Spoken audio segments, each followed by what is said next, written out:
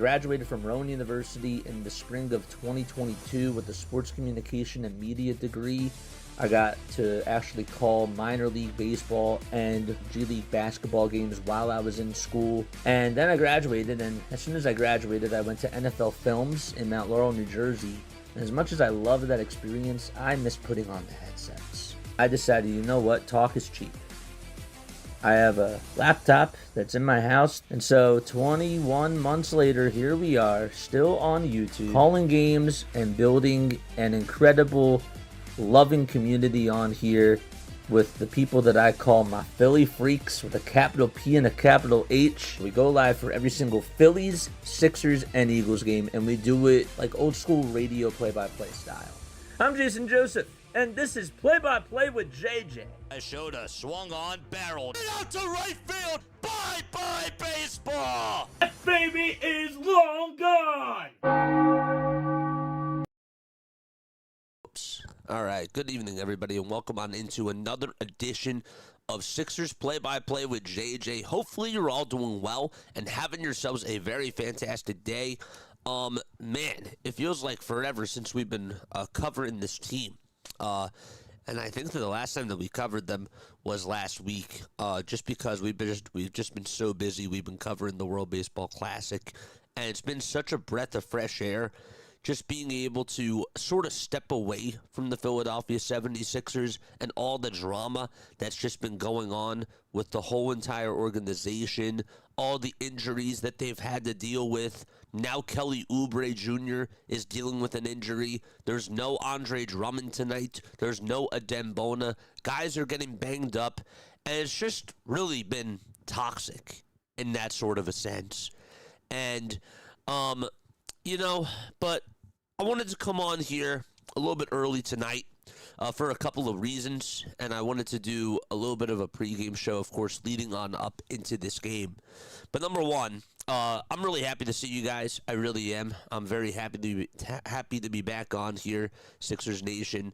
Again, I really needed to just step away with covering all these World Baseball Classic games. My clock has been very much like all over the place. It really has. And a lot of the games that I've been doing with the WBC have been sort of conflicting with these. So, again, I'm really happy to see you guys on here, and I'm happy to be back. Also wanted to just make sure that I mention this too, okay? When we take a look at this Philadelphia 76ers team, right now they're 35-30. They are a play-in team right now, and this is a team that I don't really know what to expect anymore. I really don't. Every time that I put on these headsets right now, all I care about seeing when I'm watching this team is can they go out there and give it their all. There are no expectations, because how can you expect a unit of VJ Edgecombe, Quentin Grimes, right, Jabari Walker, Dominic Barlow, and like these backup players? How can you have high expectations for them? Because you need to see what they're able to do, and this is not a starting five unit that is going to give you a deep playoff run at all. So it's really, it is really hard to assess what the Philadelphia 76ers are when you're even just looking at this game. There's not really much that I can really take much stock into. All I care about tonight is when I'm watching these players, are they going to be able to give it their all? Because this Detroit Pistons team is damn near really, really good. I mean, there's a reason why that they're the top team in the Eastern Conference. Cade Cunningham is having a fantastic season. Like, really fantastic season. Jalen Duren has been balling out, right? The amount of depth that they have is incredible. They're very well coached, and they play very hard-nosed basketball. And the Sixers, I just don't think have enough. I mean, that's just the truth. So, if they can go out there tonight and put up 4 strong quarters where they're just putting out their blood, sweat, and tears and laying everything out there on the court. That's all I need to see. That's all I need to see. That's it. I want to see guys give it their all. I want to see guys play with a little bit of a chip on their shoulder, but I just personally don't think that they have enough. And that's really where I stand. They did play very well against the Memphis Grizzlies. I'm very happy with how VJ Edgecombe has been playing, and I do think that in some ways this is a good thing for VJ Edgecombe because now he's the primary ball handler. He's the guy that's going to go out there and play 37, 38, 39 minutes, and he's going to continue to get more reps as being the number one guy. How does he adjust to double teams? How does he do when guys are defending him as a star player? We really haven't seen much of that when Tyrese Maxey's out there, when Joel Embiid is out there, and even when Paul George is out there. VJ Edgecombe was just getting more open looks. So how does he do when blitzes are coming and he has to make other passes? He has to make other plays. This is something that I'm going to be looking for in tonight's game too, because he's going to have to get used to that as time goes on, because we see that he's going to be one of their top players in the future. So I do sort of look at that as something that, I would like to see, because I just feel like that this guy's going to be around for a very long time with this Sixers organization, and we're going to have to get used to seeing that type of basketball. So that's really where I stand on that. But yeah, I'm excited to be, I know it doesn't sound like I'm excited to be back. I really am. I'm really excited to be back. I felt like I needed a mental vacation from this team, and I feel very refreshed. I really do. I've been very lucky, and I've been able to, just have a lot of fun streaming these World Baseball Classic games with the people that have been coming on into the chats. I've been having a lot of fun. We've been kicking it back. We've been just calling the games, and we've been having a good time in the chat. With everything that's going on with the Sixers, it's really been it's been toxic. It's been toxic, just because of everything that's been surrounding this team. What they didn't do at the deadline. Why did they trade Jared McCain when you knew that they were not going to go out there and get a superstar? Why did they trade McCain this early? I mean, it's all good questions. I really don't know. But it's all negative surrounding this team. So with that, we're going to get on into the live stream, and we're going to call this game, of course, as we always do. But yeah, let's talk a little bit more about the Detroit Pistons before we actually call the game really quickly. So the Pistons, as we mentioned before, they're 46-18. They're coming off of a nice win against the Brooklyn Nets. But they were actually, before the Nets game, they were on a 4-game losing streak. They were giving up a lot of points, and it just felt like that they just could not catch a rhythm. The game that they lost to against the San Antonio Spurs, and really specifically the one that they lost to Cleveland, I actually was sort of surprised that they were not able to pull that game out. They gave up 113 points to the Cleveland to the Cleveland Cavaliers. See, I'm still in baseball mode. But yeah, James Harden was cooking with his passing and with his facilitating, and Tyson ended up going off in that game. I know that Cade Cunningham was struggling from the field that day. He did have 14 assists, but yeah, they're just 1-4 in their last 5 games. But I expect that they're going to be able to bounce back tonight, and I expect that that they're going to look at the 76ers and they're going to say to themselves, this is a game that we really have to show off our true firepower. And that's how it should be. That's really the way that it should be. So with that, we'll get on into the starting lineups in just a little bit. I do have to make sure that we set up that we set up the window captures, which we are going to do right now. Okay, we'll do that right now as we speak. 7 o'clock is this game. and then we'll have to do this. Might have to play around with some of these adjustments. I apologize because of the Phillies and because of the baseball stuff. The windows seem to be a little bit different. So just bear with me for a very quick second. Window capture 1. We'll try this guy. Okay. Nope, that's not it. That's the same window capture. It's not what I want. There we go. That looks a lot better.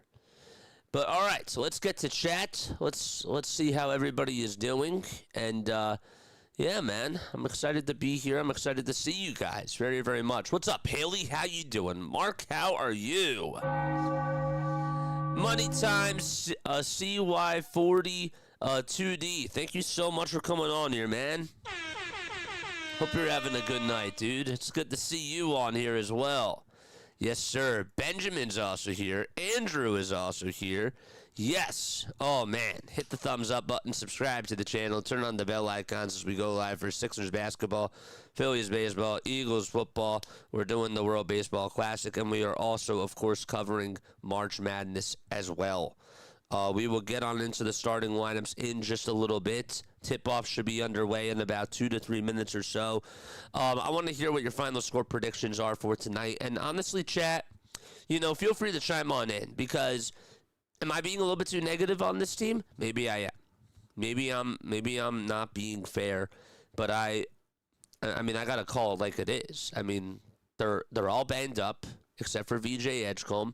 So what really is there to expect except just go out there and give it your all?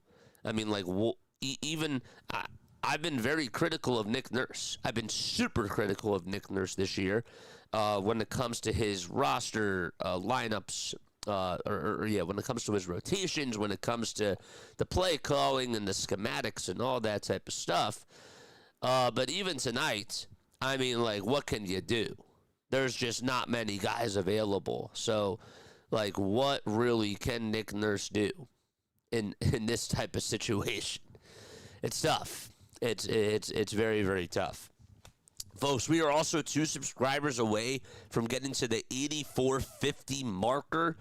It's been a long time coming, man. So make sure that you guys also hit that subscribe button as well. It really does help me out tremendously. We're trying to get more and more Sixers, Phillies, Eagles fans, and just more baseball and basketball fans on this channel too. It's really awesome, and it's been a great community, and I'm very, very lucky. So yeah, so Money Time CY42D says that it's gonna be 120 to 88 Pistons. I could honestly see that. I actually, as a matter of fact, if I'm being more realistic, I actually see 130 to 88 Pistons. That's what I see tonight. Again, am I being too tough? Am I being too down? Call me out. 130 to 88 is going to be my final score prediction for the Pistons. But surprise me. Surprise me, man. I always love it when this team surprises me. So, yeah. By the way, Money Time, how are you feeling about your Detroit Pistons this year? Let me know down below. So, here's the Sixers starting lineup. It's VJ Edgecombe, Quentin Grimes, Justin Edwards is in the starting lineup tonight. Good for him. Trendon Watford is at the 4, and then you got Dominic Barlow playing at the 5. And for the Detroit Pistons, their starting 5 will look like this. It'll be Cade Cunningham, Marcus Sasser at the 2, Duncan Robinson at the 3, Tobias Harris at the 4, and Jalen Duren playing at the 5 at Little Caesars Arena in Detroit. So the Pistons looking for their 47th win of the season. The Philadelphia 76ers, they're looking for win number 36. The Pistons are in the lead in the Eastern Conference. They lead the conference by 3.5 games over the Boston Celtics. Again, we talked about their 4-game losing streak. That is their season long. So they're looking to, again, just try to just use everything that they can against this Detroit team, man. What's going on, Max Coverage TV? My guy, Max. I'm so happy to see you, man. It's good to see you on here, dude. Great job on the grind as always, man. I see you putting in that work. You're doing awesome job. I'm happy to see you, man. We've been covering the WBC. It's been quite crazy on this channel. It really has, but I'm happy to have hoops back. I really am. Guys, make sure that you guys go check out Max Coverage TV. Drop your link down below, my friend. It is really good to see you on here. So Dominic Barlow and Jalen Duren are going to be going up against each other here for tip-off. And so here we go. We're underway.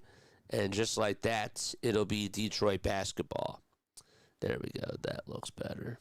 It's not really aligned, but it is what it is. All right, so here we go. Detroit is able to make the first 2 points of the game. Get you as to who scored in just a couple of seconds. Quentin Grimes for the Sixers takes a three, and that one is no good. That one goes in and out.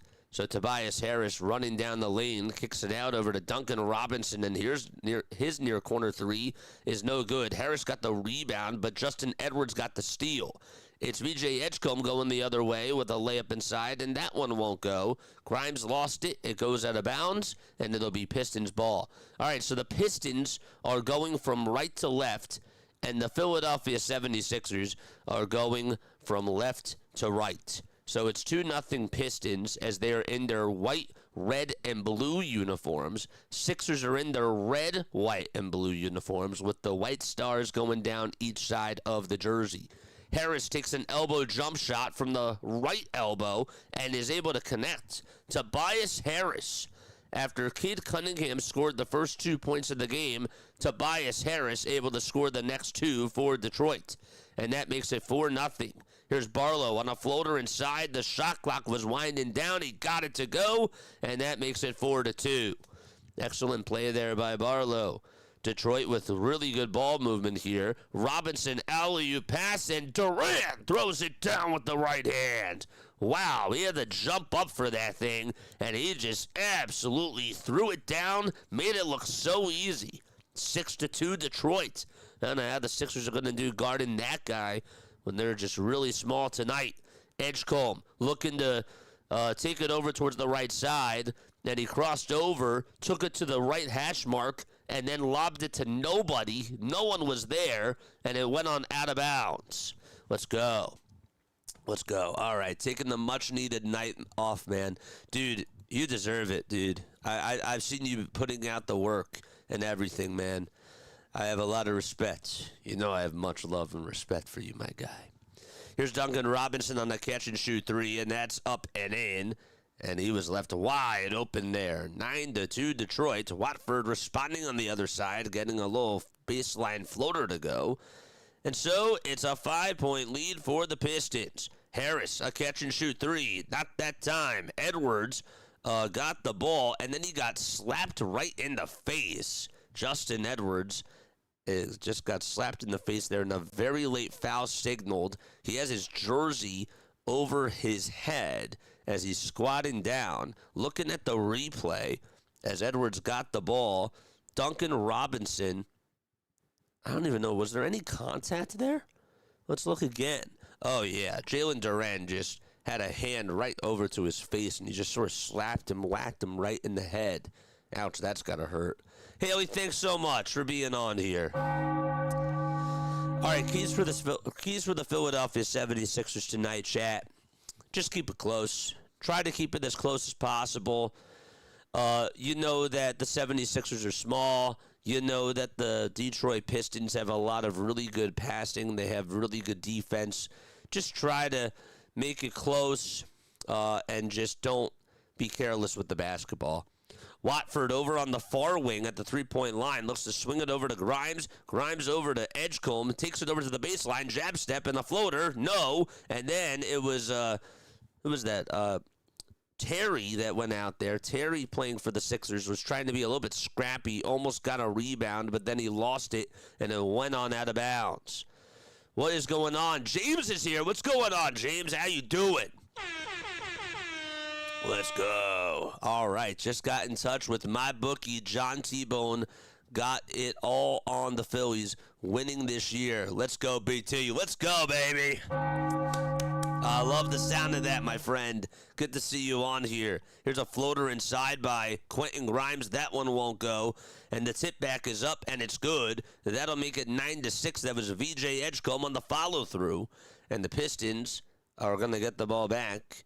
They tried to pass it down low over on the baseline, and it was deflected off of VJ Edgecombe's left hand. So far it's a 9-6 game. Duncan Robinson made a wide-open three. Philadelphia actually on a 4-0 run. And Detroit has not scored a field goal since Duncan Robinson made his three about a couple of minutes ago. Cunningham gets the inbound pass, takes it over to the foul line, zips it outside, and a perimeter three-point shot by Harris is up and in. A line drive laser from the left wing, and Tobias Harris is able to connect on a tray. 12-6, the former 76er doing some damage against his former team. Here's Watford, taking it with the right hand, looking to go past Tobias Harris. Nice little dump-off pass to Dominic Barlow down low in the dunker spot, but then he gets blitzed. Barlow to Grimes. Grimes to Barlow for a near-corner three. That one won't go. And a fight for the rebound. It goes into Duncan Robinson's hand over by the Pistons logo. That was Quentin Grimes trying to get a hand right in his face and just was not able to get the rebound. Pick and roll offense for Detroit. It doesn't work, though. Jalen Duran got it right down low over on the baseline, and he couldn't make the shot, but there was a whistle called. And so 7 minutes and 42 seconds left to go here in quarter number one. DJ Gene, what's going on? Good to see you on here, my friend. It's a 12-6 start for the Detroit Pistons, by the way. And 7 minutes and 42 seconds left to go here in this first quarter. Got to tell you that the Philadelphia 76ers, honestly, have been, the shot selection really hasn't been so good in this game so far, but the energy has really not been bad. They look like that they're, playing scrappy basketball. They're scratching and clawing for rebounds, trying to get some open looks. Durant misses the first free throw, and the second foul shot is up and in. So that makes it 13-6. Detroit is up by 7 points. For the Philadelphia 76ers, it's VJ Edgecombe, Dalen Terry, Quentin Grimes, Dominic Barlow, and Trendon Watford. A three-point shot for Philadelphia. That one won't go. Cunningham rebound. Outlet pass over to Duncan Robinson in the dunker spot, and the layup is good by Duncan Robinson. Just absolute wizardry right there by Cade Cunningham as the Pistons were moving from right to left. Sixers going from left to right. Here's Quentin Grimes again, looking to pick up his dribble, and he lost the ball. Robinson got the steal. Outlet pass to Cunningham. He's set free. Goes up with a layup, and he gets fouled from behind by Dalen Terry. And that'll stop the clock with 7:08 left to go in quarter number one. Hey, it's JJJ. What's going on, BW? How you doing, my friend? It is good to see you on here. Drop your link down below. Max Coverage TV, if you're still here. If you're still here, Max, drop your link down below too, my friend. What time does the game start? What time does what game start? There is no World Baseball Classic game tonight. All the tournaments start tomorrow. Not all the games, but the WBC starts tomorrow, the quarterfinals. Foul shot number one is good by Cade Cunningham. And that'll make it 16-6. I was thinking about going on for the Phillies game this afternoon, but then I was like, you know what? I need to just sleep. I need to sleep, my guys. And I'm happy I did that. Foul shot number two by Cunningham. That is up, and that is good as well. An 8-0 run by the Pistons. And Edwards looking to pass it, and it's intercepted by Detroit. The ball gets volleyballed into the hands of Tobias Harris. Harris, again, going down the lane, lost the ball. Watford gets the steal, and Grimes over on the other side. Grimes off the dribble, puts up a three-point shot. Sixers just cannot buy a three-pointer, and they have just not been able to hit anything from downtown. The ball went out of bounds. Last touch by Detroit. Sixers will still have the ball, and a timeout taken by Philadelphia. 6:44 left to go in quarter number one. Man, I feel really refreshed. Let's go.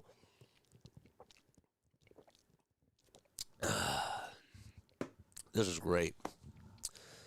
Feels good to be back on here, man. It does. Feels very nice. How's everybody doing tonight?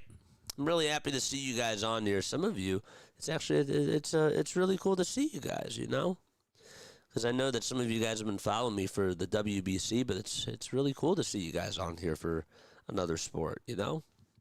I hear that there's an Orioles-Phillies game tomorrow, says BW. Is that true? Oh, yeah, you told me last night. You told me that last night. But yeah, I don't know. I don't know if I'm going to be covering it. I might not. I don't know. I needed to sleep today, guys. I really did. Again, for those of you that have not been following, we've been covering these World Baseball Classic games, and we've just been,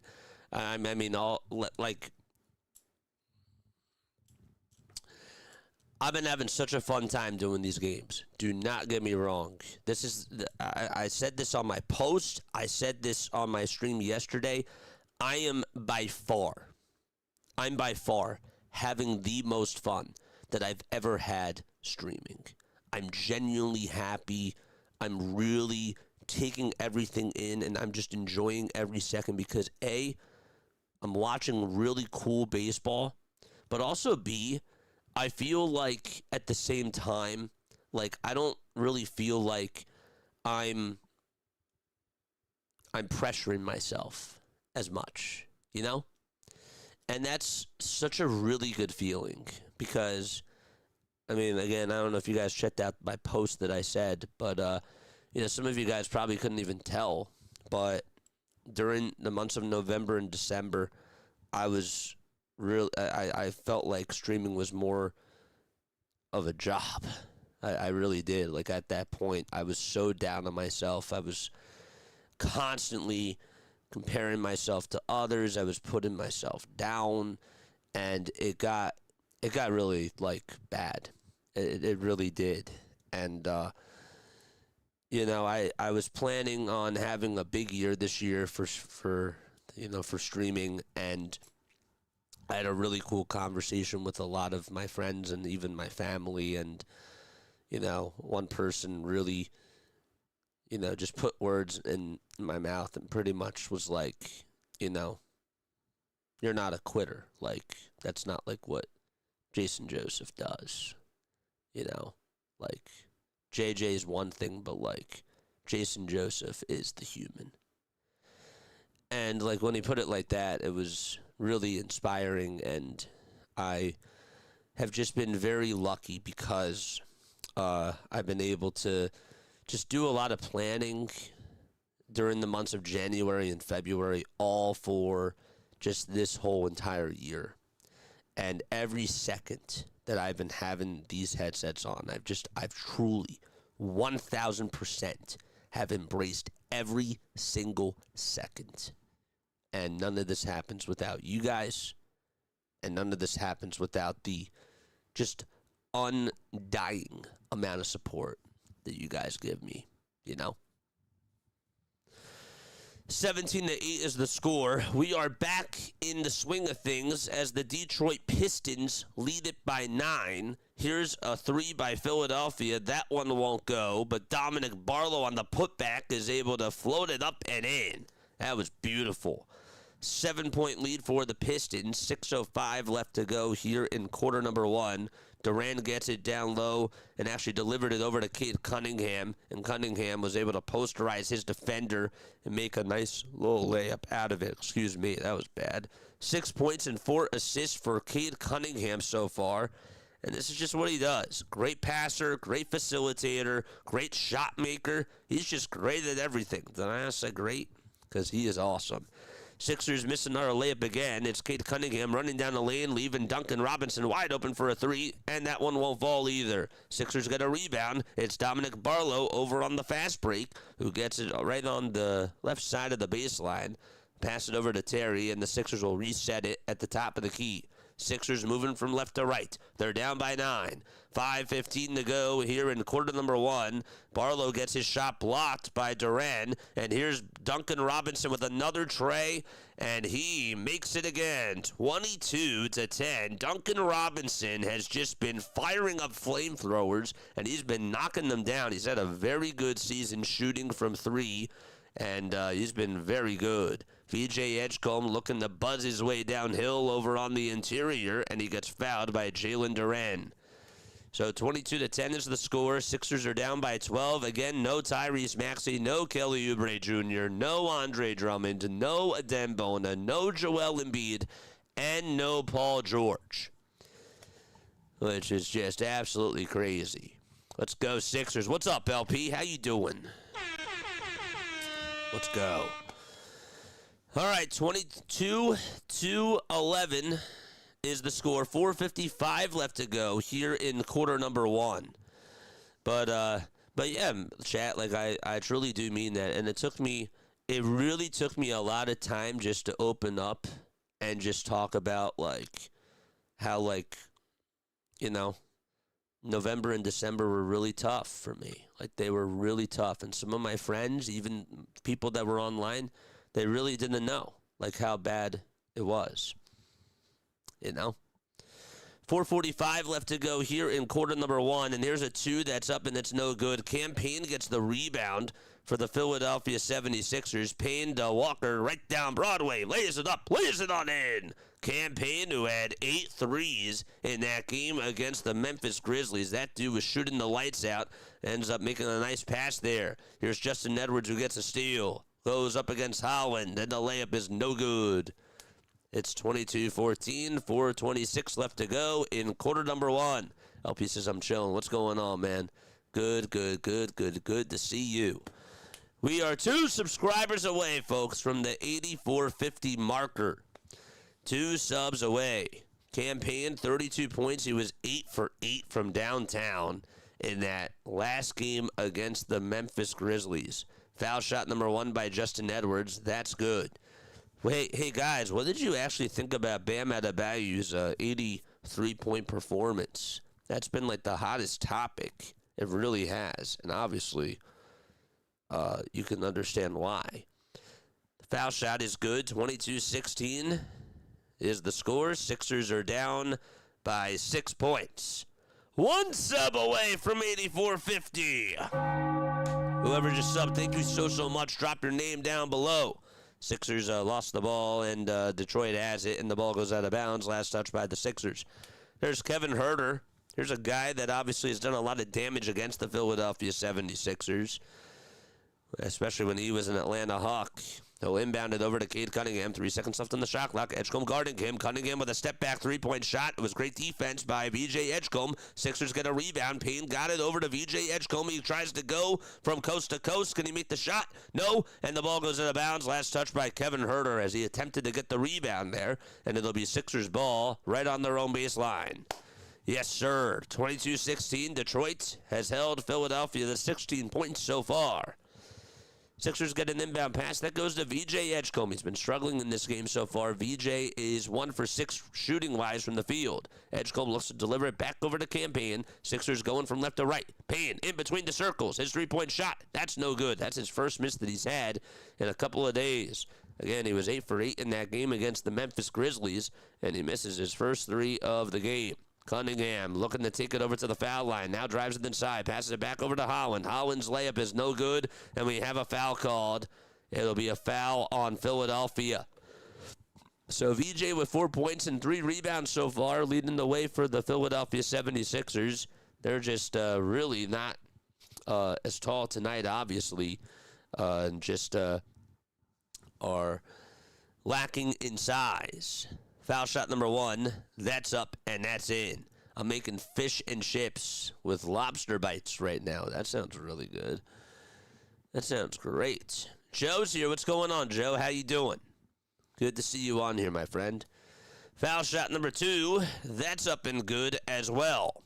And that makes it 24-16 Detroit. They are in the driver's seat right now. They're 5. It's Robinson, Cunningham, Stewart, Holland, and Huerter. Robinson leads the way with the scorers out there in the lineup for them with 8 points. Here's Edwards on the catch-and-shoot trifecta. Way too much mustard on that one. And Cunningham got the rebound, looking to go coast to coast on the other side, and he makes it look so easy. Right-handed layup is up and good. 10-point lead for the Detroit Pistons with 2:53 left to go in quarter number 1. Payne looking to pass it over to his teammate on the right side. Walker gets it back near top of the key. 3-point shot is up, and it's good. Finally, Philadelphia able to hit a three-pointer, and it comes with about 2:40 left to go in the first quarter. Sixers nearly got a steal off of Duncan Robinson, but they will call a reach-in foul on Philadelphia. Oh, boy. All right. Let's see. Can we put this up? Is this good? Let's try this. Yes, that is better. We have a timeout taken, so there is a timeout, and the Sixers and the Pistons will be right back. And so will we. I'm going to take a quick step off. They were one of Lombardi's first four out.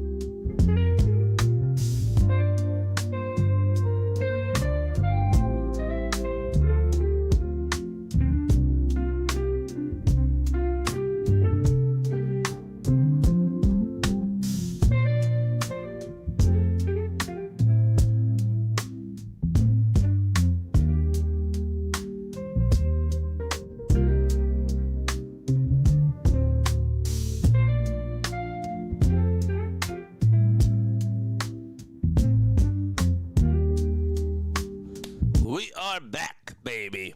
We're back. Splash. That's good. I like that. It's all stuff from Aldi's, but it's still pretty good. All stuff from Aldi's. Dude, I like Aldi. Wait, hold up. Do you say Aldi or Aldi's? Because I think it's technically called Aldi, chat, but I also do say Aldi's. Now, like Wegmans is Wegmans, but it's not Wegman, you know, or like what's another one? Like BJ is not BJ. BJ's is not BJ. But yeah, I don't know. It's interesting when it's in the singular form or if it's the plural, but I think it is Aldi. I think it is technically Aldi, but I say Aldi's. Hopefully they don't get mad at me. JB Bickerstaff is the coach, of course, for the Detroit Pistons. He's been doing such an awesome job just coaching that team, and you can just see that they play a lot of hard-nosed basketball, and he's been very impressive with the way that he's been able to adjust his lineups, and his play calling has been really, really strong. Tobias Harris gets the inbound pass, looking to kick it back out, outside to Duncan Robinson for a trade. That one won't go. Robinson is able to hustle for the rebound, though, and keeps the extra possession alive. Harris could not make the easy layup there. We've seen that a lot of times as a Philadelphia 76er, but VJ Edgecombe got the rebound. Justin Edwards looking to try to hit a layup inside, and that one won't go. We have seen that quite some times with the Philadelphia 76ers where Tobias Harris will just go down the lane and he just misses an easy two. But we've also seen him at times, though, make some pretty good threes, too. 26-19, and here's the free throw by Jabari Walker, and that's big because that puts the Sixers down by 2 possessions. Here's Isaiah Stewart. He's holding opponents to 43% shooting at the rim. And that is the lowest in the NBA. He is a very good rim protector. Like, just insane. The foul shots, the second free throw. Excellent. Yes, sir. 26-21. 2 minutes left to go here in quarter number one. Philadelphia down by 5. The lineup for the Pistons, it's Robinson, Cunningham, Stewart, Holland, and Herter. And here's a shot that's up, and it's good to make it now 28-21. Detroit, 7-point lead for the Pistons. That was Denise Jenkins who ended up making the layup there. And he just came back on in. 28-21. Payne looking to take it downhill. The nice little high arcing layup is up, and it's good as well. 28-23 is the score.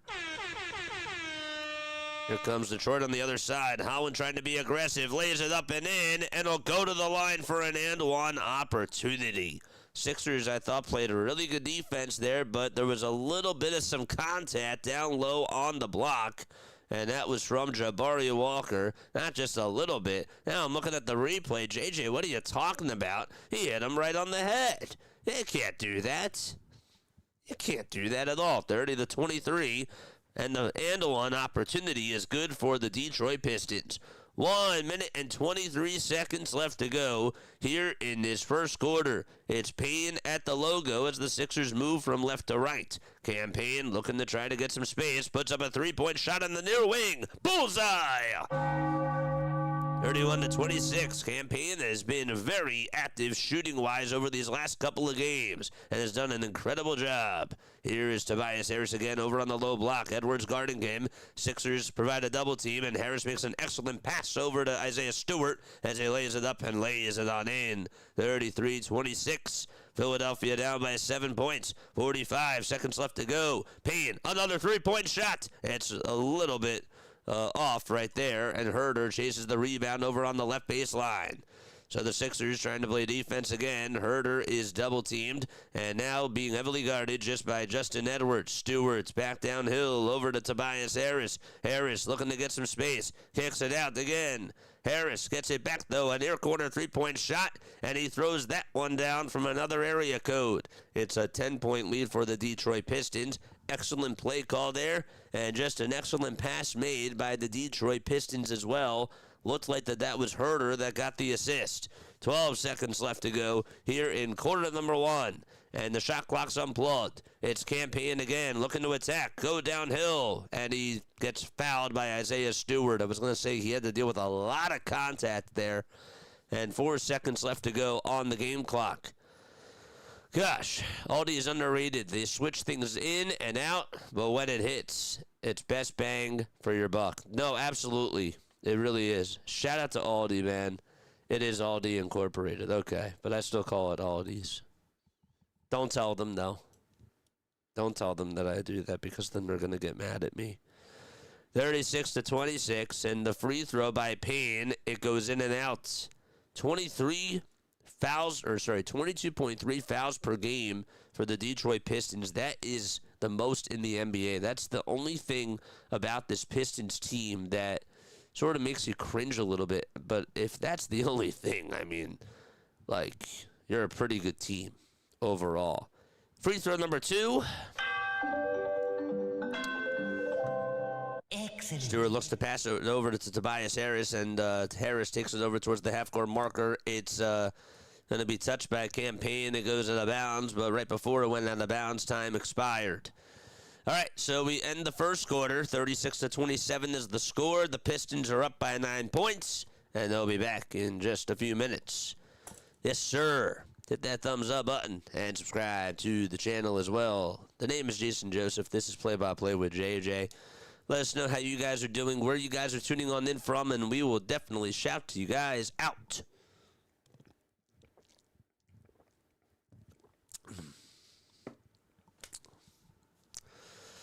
Oh, man. Gosh. So what's on for the schedule this week, chat, or this weekend? So this weekend we got the USA game tomorrow night that we're doing for the World Baseball Classic. We will be going on a little bit early just to do the first hour and a half of the Korea World Baseball Classic game. And then we'll just head right on into USA. We're not going to do any sort of two play calling at once. When Team USA is on, we're focusing on Team USA. That's just how it goes. And that's what is going to happen. On Saturday, we got a doubleheader. We got a 3 o'clock game for the World Baseball Classic, and then we got a 9 o'clock game. And we will be covering the both of those games. Also, I don't know what time. No, I don't think we're going to be able to do that. But then on Sunday, how it's going to go down for the WBC, if I can remember correctly, there is a World Baseball Classic game on Sunday.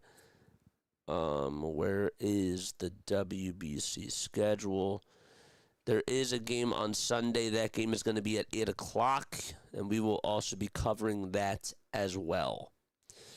So, yes. So, the way that it works, and also we're doing a Philly spring training game, I believe, during the day on Sunday. So, it's not as action-packed as it was last week and crazy as it was as last week with the 6:30 games, the 5 o'clock games in the morning. Like, it's not going to be crazy like that, but it's still going to be a lot, and I'm looking forward to it.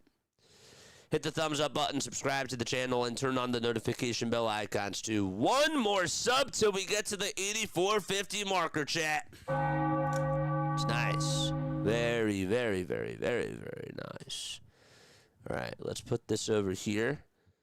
Let's actually put this right up here so that way I can see this. Yes. I really don't even need to see OBS right now. So I could literally just use this third monitor for this. I just have to make sure that I pull up chat at some point, and I will. I'm not ignoring you, chat. I'm not. Oh, man. What else do we got? I believe that there's also a Sixers game. There's no Sixers game tomorrow. Saturday. Oh, Saturday they play the Nets at 1 o'clock. We might actually just do that on Saturday instead. So maybe it'll actually be a triple header. Yeah. Because the whatchamacallit game, I believe, starts. Oh, no, that starts at 3 o'clock, so we can't do it. Too bad. All right, 36-27. Philadelphia is down by 9 as we start off quarter number 2. Trendon Watford gets it for the 76ers, and Watford's layup is no good. No foul was called, and Holland gets the rebound. So the Sixers lineup, it's Watford, Barlow, Grimes, Payne, and Lowry that are out there for Philadelphia.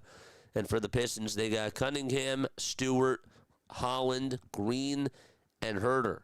Is that Jeff Green? I forgot that they still have Jeff Green. He is still in the NBA. Man, oh man. Jeff Green, what a heck of a player, man. Really. Oh, that's Javonte Green, I forgot. I was going to say, Jeff Green, like, didn't he retire? Javonte Green, that makes a lot more sense. 38-27, as the shot was good by Stewart. Who's that? Cade Cunningham on a pick and roll, able to just find Stewart open in the dunker spot, and he played chess there. And then Stewart got fouled from behind by Kyle Lowry, the veteran from Villanova. And the free throw by Stewart is good. That'll make it a 12-point lead for the Pistons. And we've just only played about 35 seconds in this second quarter. Payne looking to operate over on the near side. Hands it off over to Trendon Watford. He's blitzed. He'll kick it out, though. And Justin Edwards is able to hit a three-point shot from the far corner. Mind you, that was actually Dominic Barlow, not Justin Edwards. 39-30, so it was Barlow who gets credited for the three-point shot there. Stewart passes it back outside. Detroit answers back, and they hit a three. You cannot leave a guy named Kevin Herter wide open, or else he'll just hurt you. It's in his name. It's just spelled a little bit differently. It's spelled Huerter. But yes, 10:40 left to go. In quarter number 2, Barlow gets it knocked off of his shoelace, and it goes out of bounds. No kickball violation was called, and it'll be Detroit basketball instead. Sixers not taking care of the basketball, and the defense has been a little bit stagnant in this second quarter so far. Here's Cunningham again, driving it to the foul line, finding Herter with another wide-open tray. He just cannot be stopped. Back-to-back threes by Kevin Herter, and it's a 15-point lead for the Detroit Pistons. He is 2 for 3 from downtown, and those back-to-back threes certainly were needed for the Pistons' sake. Sixers need to try to get their offense going. Again, it's Watford looking to buzz his way downhill. He flops again. The steal by Holland down low, and the shot is up, and it is good as well.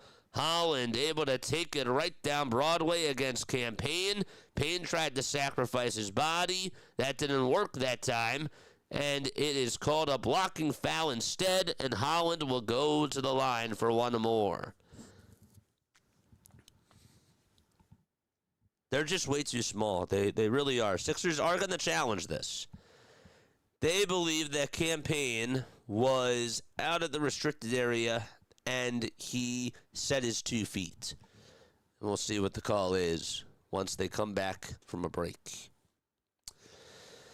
Oh, man. Play MarJon Beauchamp over Lowry. Like, what the heck?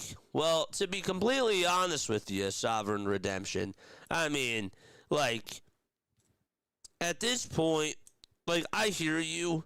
I do. I understand where you're coming from.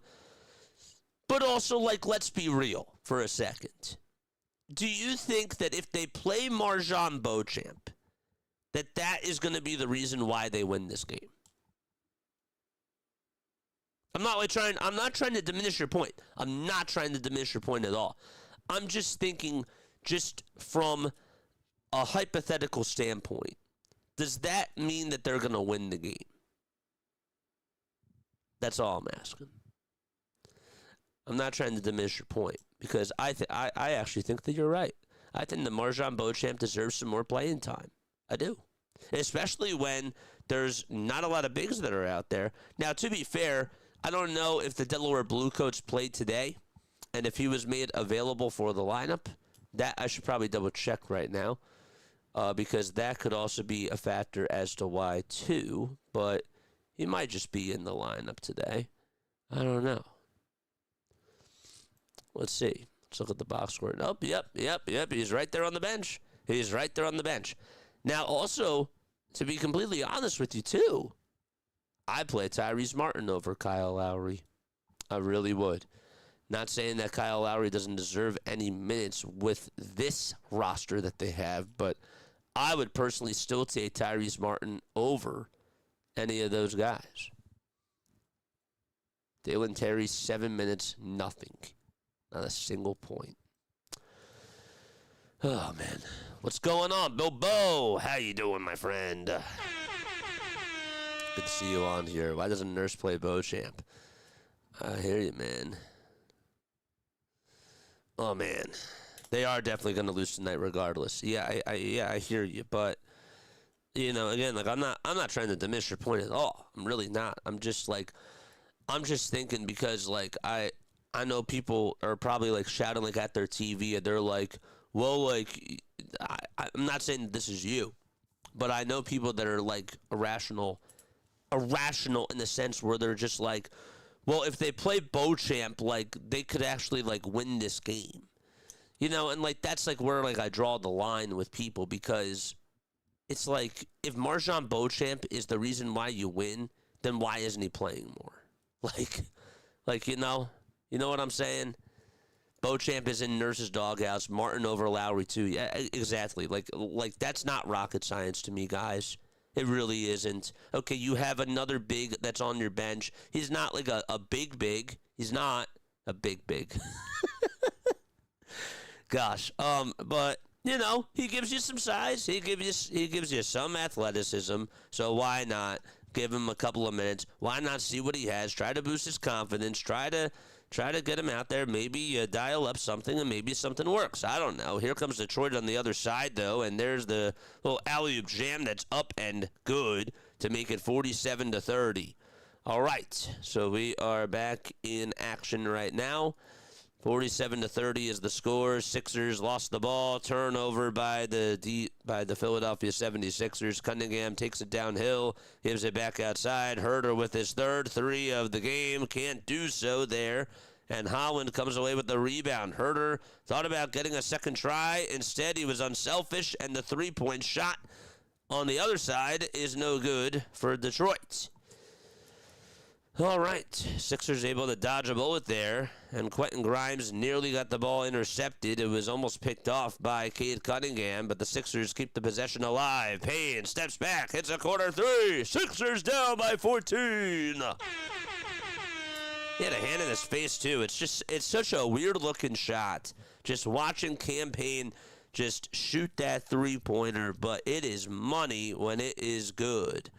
Here's a three on the other side by the Pistons. That one won't fall. That was Holland who tried to take the shot, and then the ball went over the back, and it actually hit the shot clock. Sixers are down by 14 points. In this game, they are shooting just 33% from downtown. The Pistons shooting 43% from beyond the arc. Payne will pass it over to Terry. Terry gets past a couple of defenders. The floater inside. Friendly roll goes as well. Philadelphia down by 12. It's Dalen Terry able to just get right past the traffic and lay it up and lay it on inside. It's a 12-point lead for the Pistons, and now 8:05 left to go. Sixers baseline defense goes unnoticed there, and they just go ghost, if you will, as Ronald Holland II makes the shot in the dunker spot. All right, another three-pointer for Philadelphia. That's from Trendon Watford, and that one won't go. Sixers' three-point shooting woes continue in this game. Detroit will turn the basketball over. Cunningham was looking for Isaiah Stewart, and it went off of Stewart's left hand. 7 minutes and 35 seconds left to go in quarter number 2. It's Grimes looking to pass it over to Watford. Trendon Watford takes it over towards the foul line. He's guarded by Holland. Sixers provide good ball movement, and here's a three-pointer by Grimes. Grabs his own rebound, goes up with a shot. Blocked by Cade Cunningham on the second try, though. It's Marjon Beauchamp who goes up with a shot. He hits it, and he'll go to the line for one more. Go. Marjon Beauchamp with 4 points. Did I say Dalen Terry hit the other shot? No, it was Marjon Beauchamp. I guess this is, I guess that they heard you. I guess that they heard you, my guy. Why not, man? 49-37. 7:20 left to go in quarter number 2. So it is a 12-point lead for Detroit. And the shot is up, and that is good by Philadelphia. They're down by 11. Excellent. Here comes Isaiah Stewart right downhill. Throws it down with both hands. Isaiah Stewart being a bully and a man amongst boys. Edgecombe looking to pass it, and it was nearly a troubled pass that goes over towards the far corner. And Sixers are going to have to get fouled by the Detroit Pistons. Isaiah Stewart actually was called for a defensive 3-second violation, and that makes Quentin Grimes go to the line to shoot a free throw. And the first free throw is up, and it's good. Only gets one free throw there. Sixers are going to get the ball back, 51-39. 6:57 left to go in this second quarter, to be exact. Watford with 4, Barlow with 7, Grimes with just 1, Edgecombe with 4, and Beauchamp with 5 so far in this game. Sixers down by 12, 51-39. They put up 12 points in the second quarter. Here we go down the lane and kicking it out to Watford for a near corner 3, and that's a little bit short. That was Justin Edwards, or Quentin Grimes it was, passing it over to Trendon Watford, and the shot did not go there. Sixers cannot play defense. Watford could not keep his men in front of him. And so the lead goes back up to 14 for the Detroit Pistons. Grimes looking to attack and is able to pass it over to Barlow, and his foul line jump shot is good. Automatic. Back to a 12-point ball game. Sixers are only down by 12 points in this one so far. Durant zigzagging right down the lane, spinning and turning. Couldn't hit the layup. Barlow could not also get the rebound. Durant got it himself. on the near corner, taking the corner three-point shot, not being able to go. That was Sadiq Bey, I believe, or Holland it was, and the shot is up, and it's good. Jalen Duran made the two. It was Javonte Green who missed that three on the other side. Edgecombe buzzing his way downhill, and he is fouled. Man, oh man.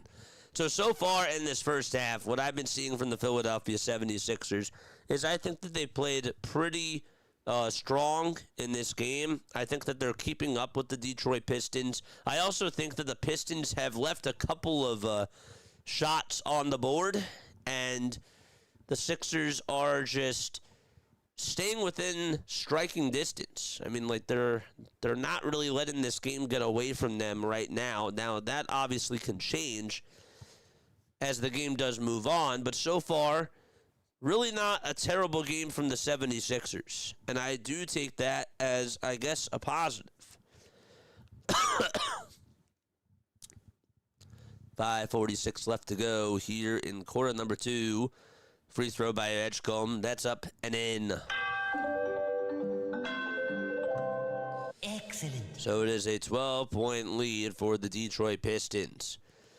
Robinson looking to pass it outside. The three-point shot's up. It's good, and there will be a 4-point play. Javonte Green making it from another area code. And the foul, we'll see who was called on, but Green, as he got it on that far corner, got pushed and shoved, and that was from Watford. So a 4-point play coming on up, and Detroit probably was like, you know what, we'll definitely take that. Foul was called on Beauchamp. The free throw, good, nothing but nets, and Detroit's lead is up to 16. Oh, man. All right, let's take a look at chat very, very quickly after this possession. 59-43, Grimes parts the Red Sea, hits the layup, and will go to the line for one more as well. Yes, sir. Nice. One more sub till we get to that 59-45 marker. Dropping off my like. Have a good game. Thank you very, very much. Yes, sir. Said Beauchamp over Martin because Beauchamp can shoot better than Martin. No, I agree. I definitely agree. I'm doing fantastic. Can't wait for the WBC tournament tomorrow night. I can't wait either. I really can't, guys. It's going to be a lot of fun.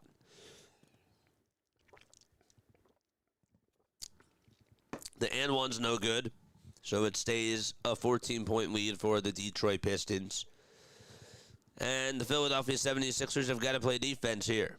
14-point lead for the Pistons. It's Robinson gets it over towards the near side, and a step-back three-point shot by Detroit won't go. Barlow, rebound, outlet pass to Quentin Grimes. Grimes has a double team, works his way past two defenders, gets by Tobias Harris, and hits the layup as well. Give Quentin Grimes a total of just 3 points in this game. That was his first layup, his first bucket that he was able to capitalize on. So it's a 12-point lead for the Pistons. Tobias Harris down low again on the block. Baseline jump shot, no. Follow through, that's no good either. Sixers lost it as it was tipped on out of bounds. Dominic Barlow could not hang on, and neither could Quentin Grimes. And the clock stops with 4:33 left to go in quarter number 2. If you're still tuning on in, drop a 1 in the chat. Drop a 1 in the chat if you are still tuning on in, baby. Here's the inbound pass that goes to Tobias Harris. Now it's Duncan Robinson giving it back over to Green for Detroit. Green to Duncan Robinson, who's over at the logo. Robinson dribbles. Robinson looks to pass, and he does. And another three by Detroit. Good defense by Philadelphia. They forced them to try to take that shot. Here's a three from Philadelphia. That's up. That's good. Marjon Beauchamp able to throw it down. Another flamethrower.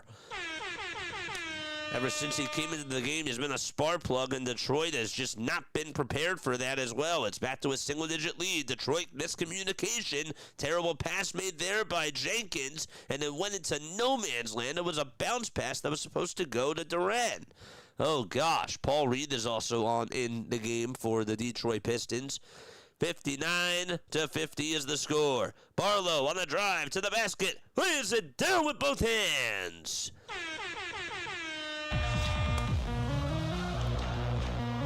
J.B. Bickerstaff is going to take a timeout. Money time is still here. Bobo still here.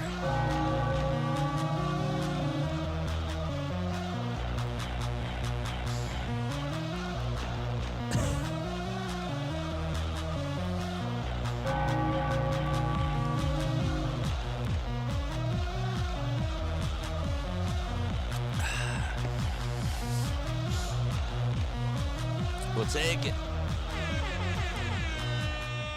Lumball is also still here. Appreciate you, my guy. Woo! You know what, chat? Chat, I may just have to cut that. I may just have, you know, if Marjon Beauchamp goes off for 30 points, I have to go back and I have to go back to my question that I literally asked my guy, Sovereign Redemption. And I will cut that thing, and I personally feel like I would owe Sixers Nation something. I don't know what it would be.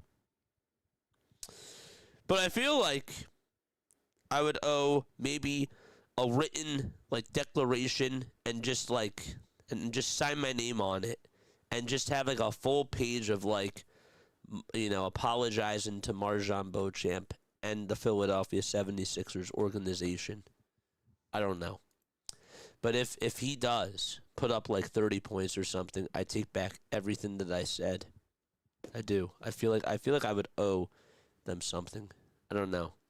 If you have any ideas, let me know. Because I was like, well, if you think that Marjon Beauchamp can like come back and like win you a game, like, you know, does it really make much of a difference? Maybe it just does. I don't know. I don't know, man. I really don't. Hit the thumbs up button. Subscribe to the channel. The name is Jason Joseph. This is Play by Play with JJ. We go on for Phillies baseball, Sixers basketball, Eagles football, World Baseball Classic baseball, Major League Baseball, college baseball. Am I forgetting anything else? I don't know. Chat, I'd really like to cover softball. You know, this softball league thing is really interesting to me. And I don't know how that's going to work. I really don't. I don't know if there's going to be televised games or not. A crumble cookie. That's right. That is so true. A crumble cookie. Yep, a Tobias Harris crumble cookie. That is so true. I will buy 5 crumble cookies for Marjon Beauchamp. For how many threes he hits. I will buy 1. So if he hits 7 threes, I'll buy 7 crumble cookies. Shoot. How can I forget about that, dude? You almost got me to cuss. Dude. Oh gosh. 59-52. Almost. I was right on the edge, man. I was on the cliff, and I saved myself there. I was proud. 3:35 left to go in quarter number 2. Robinson gets the ball all the way from Cunningham. His three-point shot is good. Detroit again going from right to left. Philadelphia going from left to right. Sixers down by 10 points. It's 62-52.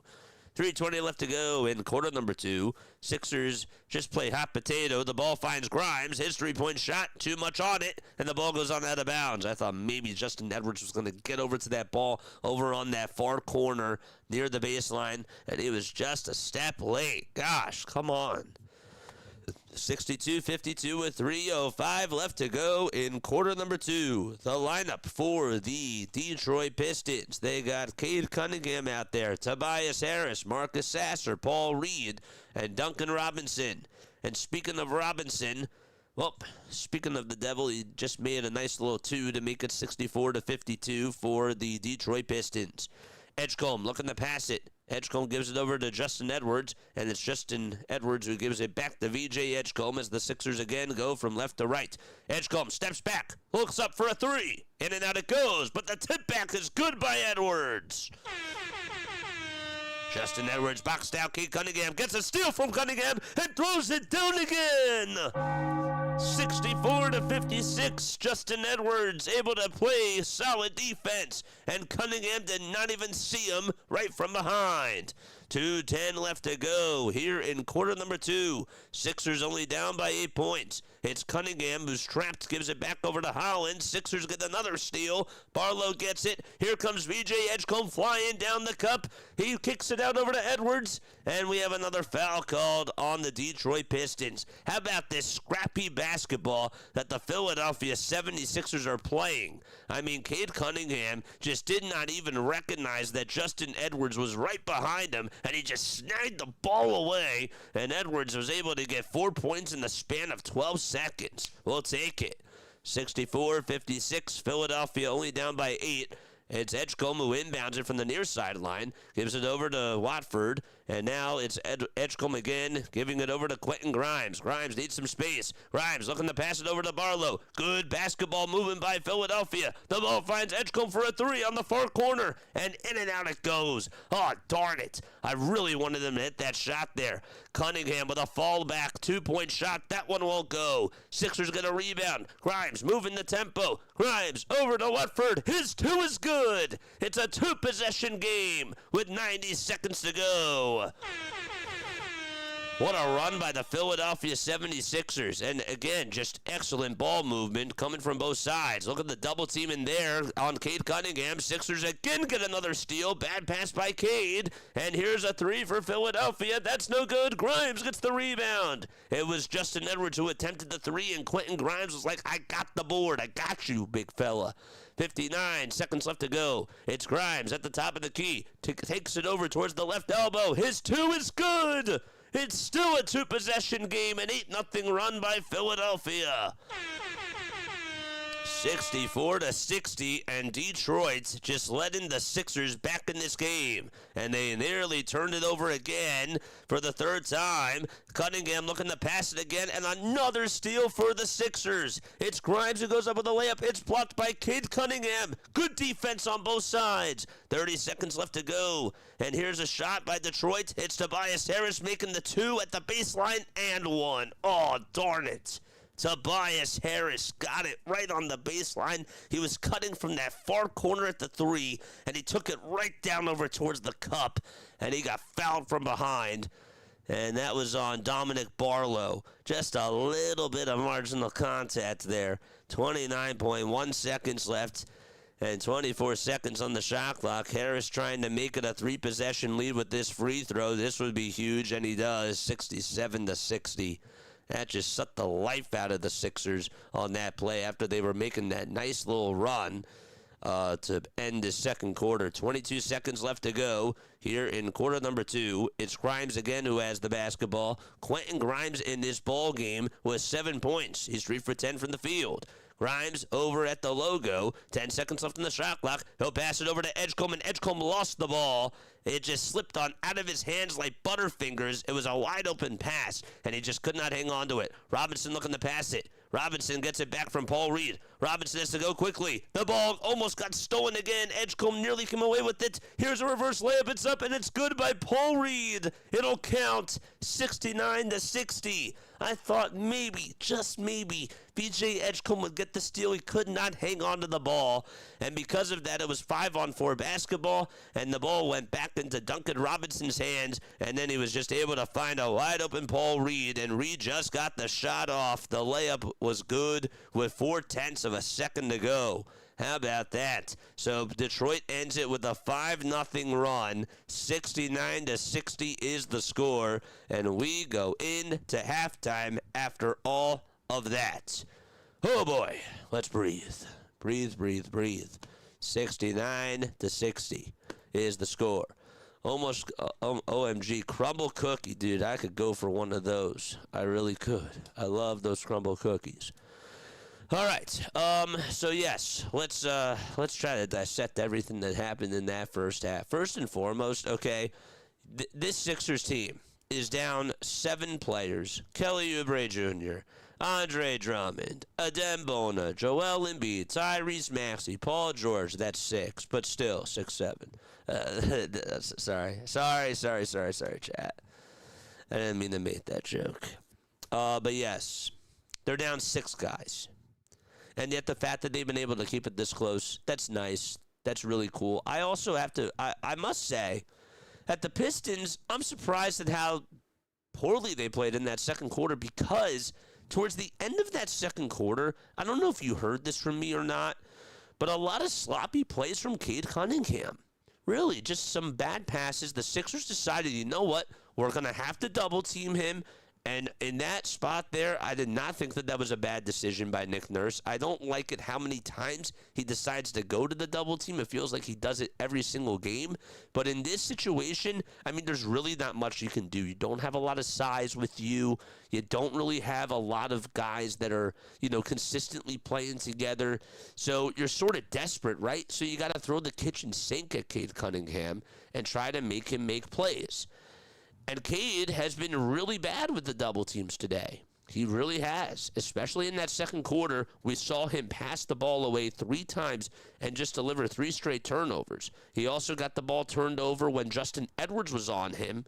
And after Edwards made the layup, Cade Cunningham was the one who got the inbound pass, and he didn't even see Justin from behind him. And Justin got the steal and just got the easy pick, made the layup out of it. So that's something that actually really stood out to me today, is the amount of turnovers that Cade Cunningham did have. But good job by the Sixers to just keep it close in this first half. That's all that you can ask for. There's really nothing that you can assess, that you can say to yourself like, I bet you that they can do this in the playoffs. Like, guys, this lineup together is literally a bench unit. Like, this lineup that the Sixers have. Okay, Beauchamp, Edgecombe, besides VJ Edgecombe, Beauchamp, Grimes, Barlow, and Edwards, with all due respect, that's like garbage time lineup. Really, that's a garbage time lineup at best. I'm not even trying to disrespect Dominic Barlow here, because I really like Dominic Barlow. I don't think Barlow is a starter, though, with the way that he's been playing over the last 2 months. Barlow's a good guy to have on your bench, but he's not a starter. He's not. He's not a starter, unfortunately. But overall, I give the Sixers credit, because all I asked today is for the Sixers to give you life. Make it tough for the Detroit Pistons, because this Pistons team, what they do a really good job at, guys, they do a very good job at sharing the basketball, and they're also a team that also is not afraid of making you look silly. If you take them for granted, they're going to find a way to attack you. They're very well coached. They have a very good offensive mindset overall. They can not only hit threes, but if you leave them open in the dunker spot, Jalen Duran, Isaiah Stewart, they can go big on you. And they can dunk over you. So that's what I see. And that's what I've been watching in this game. How about Tobias Harris leading the way with 11 points? See, guys, that is something that is such a Sixers thing. Because Tobias Harris, all that we wanted Tobias Harris to be when he was here is to be a nice star player for the 76ers. I was so happy when the Sixers traded for him in the 2017-18 season. Or no, was it 2018-19? When did the Raptors win the championship, chat? Was it 2017-18?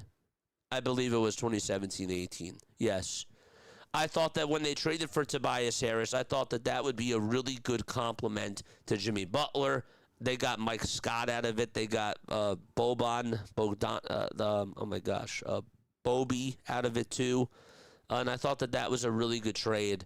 But obviously when the contract came, right, Tobias Harris over Jimmy Butler, I think that a lot of us really wanted Jimmy Butler over Tobias Harris even at the time. And Toby just never panned out.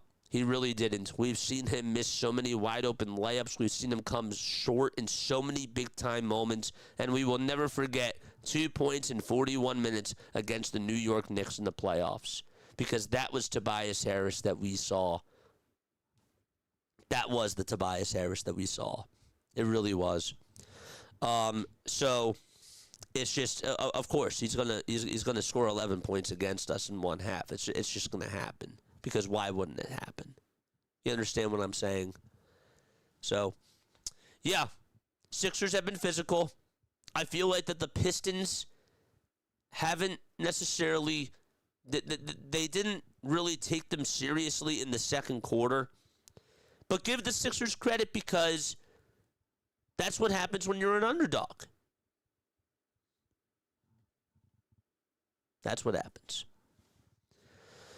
Oh, man, I miss Quentin. Man, you're the best. No, man, you are. I mean, like, I appreciate the kind words. I really do. It means a lot to me, but I love you guys and my freaks, man, my PHREAKS. You guys are the fam. You really are. Is Drummond playing, yes or no? That means no. Oh, man. Almost got you, JJ. Those crumble cookies are no joke. Dude, man, I could go for those crumble cookies now, man. Or like those, what's that other place? It's like Midnight Cookies or, what's that other cookie place called? It's like, oh, man. Oh, it's going to bug me.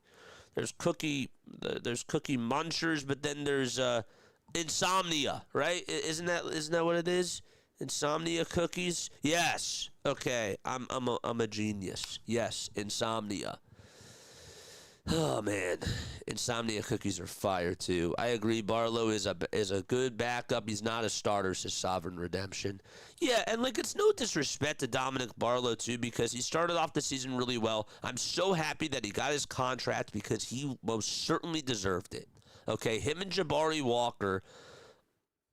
They play with a chip on their shoulder. They have that hard-nosed mentality, and they sort of are throwback players, right? When you think about the process Philadelphia 76ers, when you think about the T.J. McConnells of the world, the Isaiah Cannons, the Hollis Thompsons, like those types of guys, I feel like that sort of is the play that they bring. And I'm not like trying to be disrespectful because those guys hustled. Those guys were big time players when it came to just making extra possessions, but they were not star level or like starter level types of players. Nerlens Noel, another one of those guys. I was a big Nerlens Noel fan. I really was. But the guy just could not, if you put him on a playoff team, he's not a starter. Does that make sense, chat? That's how I feel. And I'm not trying to be disrespectful at all. But I got to call a spade a spade. Once again, I'm very happy with Barlow getting the contract because he deserves that contract. He was on a two-way deal, started off the season as a starter, and he has risen up to the occasion of being a very good rebounder, being a good power forward, just not as a starter. That's it. Give Beauchamp and Martin all of Lowry's minutes in the second half and the rest of the season, says Sovereign Redemption. And you know what? I think you hit the nail on the head, too, with that comment, my friend. Tyrese Martin was a nice little sneaky pickup. You know, he was good. I think that he gives you some extra scrappy play. And Marjon Beauchamp, look, this is a perfect game where you get to see how he does. The Sixers have nothing to play for tonight. They really don't. As a matter of fact, I'm going to call it like it is. I said this before the game that I want to see how VJ Edgecombe does against double teams. I honestly, at this point, I don't want to see VJ in the second half. Here's why. 4 of your starters are hurt. You expect to make it into the playoffs. The playoffs, or at least the play-in tournament, which is probably what you'll be playing in, doesn't start until the middle of April. He's not getting any consistency with Justin Edwards, Quentin Grimes, Marjon Beauchamp, and Dominic Barlow out there together.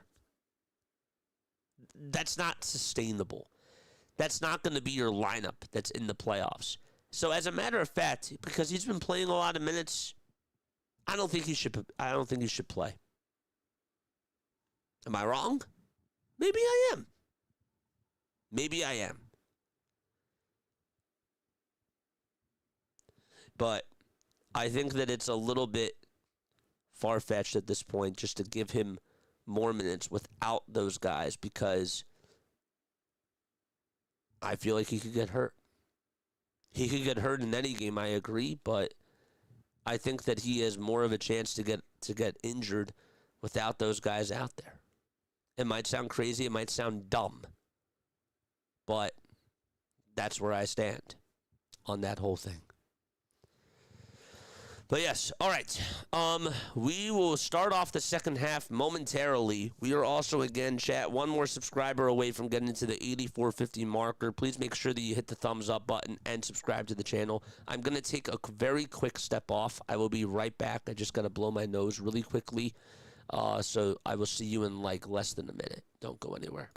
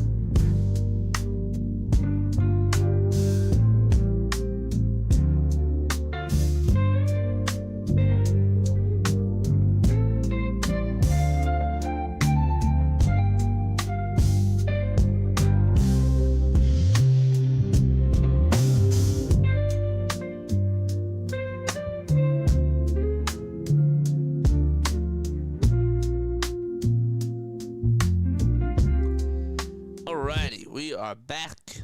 We are back. 69 60. Detroit leads it by 9. The name is Jason Joseph. This is Play-by-Play with JJ. Hit that thumbs up button, chat. Hit that subscribe button as well. Make sure that you guys also turn on the notification bell icons too. And that way you will know when we do go live for Phillies baseball, Sixers basketball, Eagles football, Major League Baseball, World Baseball Classic Baseball, and March Madness as well. We begin the third quarter right now. All right, so the Sixers immediately turned the ball over. VJ Edgecombe lost it, and it'll be Detroit basketball right now. He lost it. He was over at the top of the key, and then just lost it over on the baseline. All right, here come the Pistons as they move from left to right. Cunningham looks to cut down the lane, gives it over to Tobias Harris. One more with a top of the key three-point shot. That's no good, and it was missed by Marcus Sasser. Trying to chase after it was Jalen Duran, and he lost it, and it went out of bounds. It'll be Sixers ball. Just more hustle plays here in the third quarter. Just give it all that you have. Give your blood, sweat, and tears out there. That is the key for this third quarter for the 76ers. Edwards has to pass it. He lost his dribble. He'll hand it off over to Watford as the Sixers move from right to left in their red and white uniforms. Here's a floater by Watford, a little bit short. And it's Tobias Harris who feeds Jalen Duran with an alley-oop pass. Went right down the lane and just lofted it right up into outer space to Jalen Duran. And it was good. Grimes on the near wing. Puts up a three. Good! 71-63 is the score. Quentin Grimes hitting it from beyond the arc. Here's a shot that's up by Detroit. It's good. And there will be an and one opportunity for Jalen Duran. So the Sixers are shooting 29% from downtown. The Pistons are shooting 40% from downtown. Sixers, actually, to be quite honest with you, have been very close with the rebounding battle between the Pistons. Pistons only have one more rebound than they do, which has kind of caught me a little bit by surprise. The free throw by Duran is good. That'll make it 74-63. Grimes out there for the Sixers along with Watford, Edwards, Barlow, and Edgecombe. And Harris comes away with a steal. Terrible play there by the Sixers. Duran looks to give it up.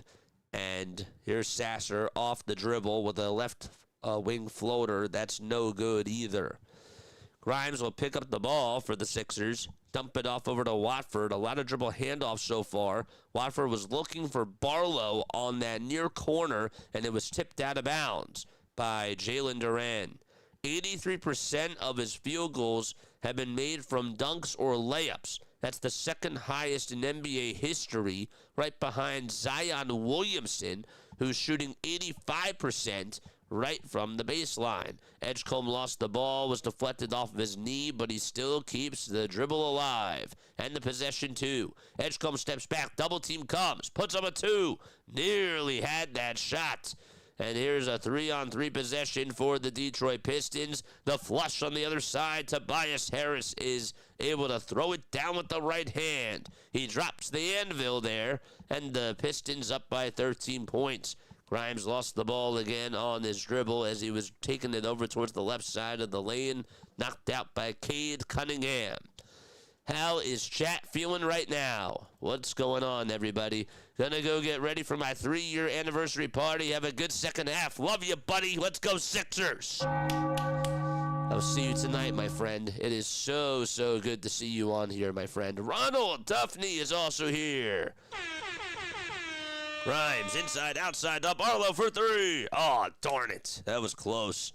Almost had that. Robinson got the rebound. Takes it over towards the left side of the lane. Euro step. Layup. Yes. Oh, man. And here come the third quarter woes for the 76ers. A 9-3 run by the Detroit Pistons. It puts them up by 15 points. And the Sixers have got to breathe and take a second to hit the reset button. They'll be right back, and so will we. Don't go anywhere.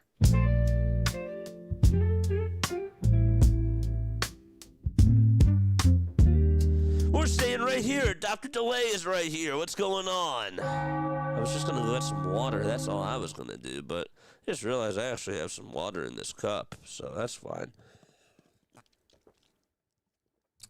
My guy, Dr. Delay. Thank you so much for being on here. Chat, if you are new to my channel, we also call basketball. We cover Sixers games. We'll be doing some March Madness games too, though, but we also are huge baseball fans. We cover the World Baseball Classic. We cover the Philadelphia Phillies, the Philadelphia 76ers, and the Philadelphia Eagles on this channel. That's what we mainly do, but we also do a lot of Major League Baseball. And you should definitely check out our other baseball content as well. Dr. Delay, punch that link down below. Just don't punch it. Just don't punch your phone. Don't punch that phone, but definitely punch that link down below in the chat. I want other people to subscribe to your channel. I really, really do. How many people do we have tuning on in? It is 8:33 p.m. Eastern Time. Dude, Insomnia Cookies sound so good. If Marjan Beauchamp hits 30 points, with the amount of threes that he has, that's how many Insomnia Cookies we will buy tonight. And we will apologize to Sixer Nation.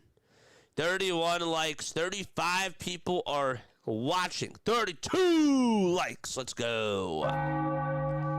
Yes, sir. Yes. I've been slacking a little bit on Shorts, chat. I really have. I've been slacking on the YouTube Shorts. Been slacking on the social media posts as well. But just been trying to keep busy with the content on here, because it's been a lot of fun.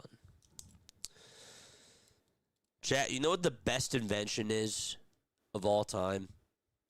It's not water. It's not food. It's not sleep. It's the multicolored pen. This thing is beautiful. This thing is clutch. And it definitely helps me out.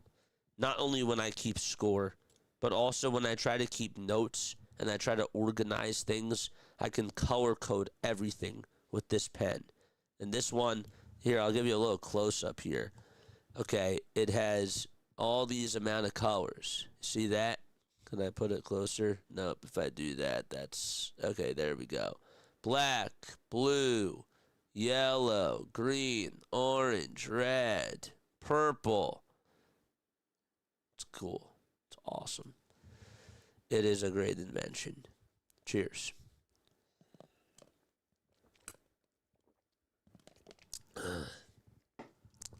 Speaking of inventions, you know, it'd be a great invention for the 76ers team, winning a third quarter.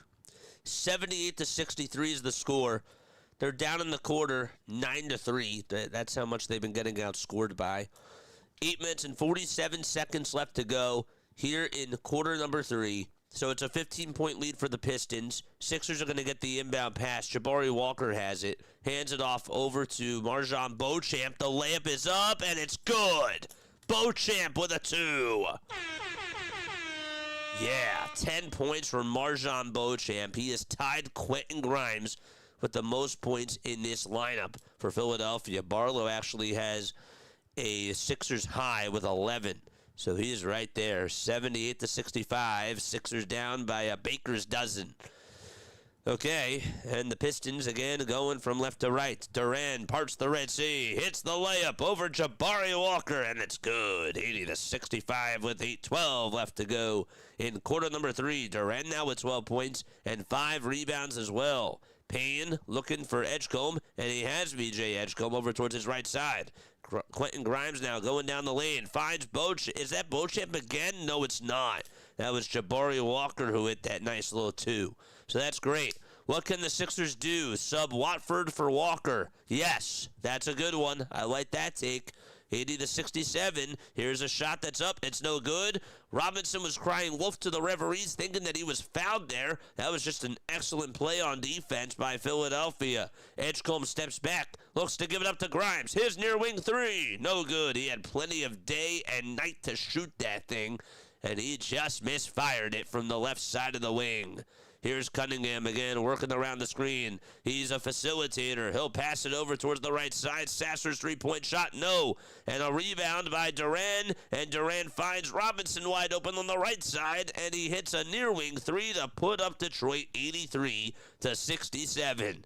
Just excellent ball movement by the Pistons, and what a nice play by Jalen Duran. Here is a shot by Payne as he goes down the lane and goes up with a layup inside. It's good. 83-69, 6:52 left to go in this third quarter. Here's an alley-oop pass that's up, and it's good. Cade Cunningham with another assist. Are you kidding me? That's now how many assists he has? 11. This guy is just such a great passer. It's unbelievable. Payne from the logo for three. No, darn it.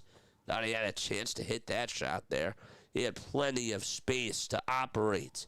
Cunningham, or Harris, no, it was Cade Cunningham. He lost the ball for a second, and it goes off of Quentin Grimes' left hand out of bounds.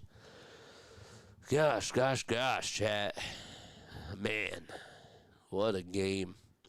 85-69. Robinson, another open three. Can somebody put a body on Duncan Robinson, please? I'm begging you. 88-69. We've seen this guy just hit so many threes. He has nearly half the threes for Detroit. Here's VJ Edgecombe with a tray. Not quite that time. And an alley-oop pass for Detroit, but it's deflected and it's stolen back by Philadelphia. Beauchamp, another three from the right wing, and that one won't fall. The Sixers are just cold, firing brick after brick in this third quarter. They've missed now 5 straight three-point shots. Cunningham down the lane, being a facilitator, finds Harris open again, and Tobias Harris makes the baseline layup there. 90-69. That's a 21-9 run by the Detroit Pistons. And Grimes, who gets fouled, will have to earn his stripes at the charity stripe. So we've seen this Detroit team just start to pour it on Philadelphia. And, you know, the Sixers have, for some reason, they've gone away from the double teaming, for whatever reason it is, on Cade Cunningham, which I don't necessarily understand. And the Pistons have just been able to attack. Duncan Robinson has found ways to be open, and the Sixers just are not finding those counter punches. Grimes at the line, first free throw, and the basketball gods say, Ended up going in and out that time. I will say, though, that Detroit is playing more zone in this third quarter, and the Sixers have not been able to adjust to that. So, again, J.B. Bickerstaff is really good at making adjustments, unlike Nick Nurse. But the zone has been really helping. They're putting more bodies on Beauchamp. They've been making the adjustments that they've had to, and you got to give them credit for that. Cunningham down the lane, finding Stewart, and one more for a kick out for a near corner three. And that'll go down and make it a 93-70 game. And at this point, it's starting to get ugly for the Philadelphia 76ers. Not really a surprise. That was Javonte Green knocking down yet another three. Sixers do answer back, but they hit a 2. It'll cut it to a 21-point game. I believe it was Quentin Grimes that made that shot. It was actually Cam Payne who hit it. Sixers now will double-team Cade Cunningham, and he gets called for a travel. And Sixers will get the ball back. He actually did a double dribble there. That's really what it was. He did. He dribbled twice, but they actually called an offensive foul. I didn't see the offensive foul signal, but looking back at it, Sasser definitely had an illegal screen there as well. Payne steps back, launches another three-point shot. Way too strong for the 76ers. 93-72, Stewart down low on the block, and he gets hacked on the left shoulder. And that'll be another foul on Philadelphia. Hit that thumbs up button, baby, and subscribe to the channel. Sixers have just lost control of this game, and honestly, I will tell you that the biggest difference has just been, or where the game sort of fell on its head, was when Duncan Robinson had that nice three, that wide open three to put them up by 19 points at the time. He made back-to-back threes. He had that. The other three that he made was when it was 80 to 67. He made a tray with 7:15 left to go, and he was just left wide open again. It's now 95 to 72. The Sixers have only put up 12 points, but they've allowed 26 to the Detroit Pistons. Looks like Terry's going to get the ball. He'll have to zip it out over to Campaign. Payne's floater won't go. Great defense by Detroit again. They're rotating. They're doing a good job at just getting in sync with each other, and that was not like them in the first half. Here's Cunningham from way downtown. No. Edwards rebound. And an outlet pass to Campaign again. Payne nearly took a three. Don't know why he didn't lean into that contact there from Duncan Robinson. That was not a good look. Justin Edwards, though, on the first try, no. On the second try, yes. Got the runner to go. 95 to 74. Sixers will foul. They will foul Ronald Holland the second. Is that Holland? Or was that Javonte Green? It was Javonte Green who they just fouled. And more free throws are going to come on up. So, yeah, not really surprised at how this third quarter has gone. Sixers played pretty well in the first half. And then in the third quarter, they just have not been able to hit anything from downtown. They're just firing brick after brick after brick. And the Pistons are making their shots. They've made their adjustments. They've been playing more zone. As we've talked about before, Sixers can't solve the zone. It's been a problem for them. And give them credit. Tip the cap, you know. DN is here. What's going on? District Nation, how you doing, my friend? The free throw is good for the Pistons. That'll make it a 23-point lead with about 3.5 minutes left to play in this third quarter. Edwards gets the dribble handoff from Marjon Beauchamp, and Justin Edwards gets the left-handed floater to go towards the second hash mark down the lane. That'll cut it back to a 21-point ball game. The lineup for the Pistons, it's Cunningham, Stewart, Holland, Green, and Herter. Cade only has 8 points, but he's 3 for 6 shooting-wise from the field, and he has 13 apples to go along with that as well. Let's go. Okay. 97 to 76, a big turnover made by the Detroit Pistons. And that turnover is on Isaiah Stewart because he stepped on out of bounds. Barlow can't hit the layup downhill over on the baseline. The Pistons working day and night the other way. And another hard foul from Philadelphia. Looked like it was Holland who just got hit right on the deck. Ronald Holland II got just slapped on in the face by Terry, and he took a very big hit to the deck. And with that, we have a timeout. We'll be right back. Don't go anywhere. I'm watching you. Don't go anywhere. Don't go anywhere.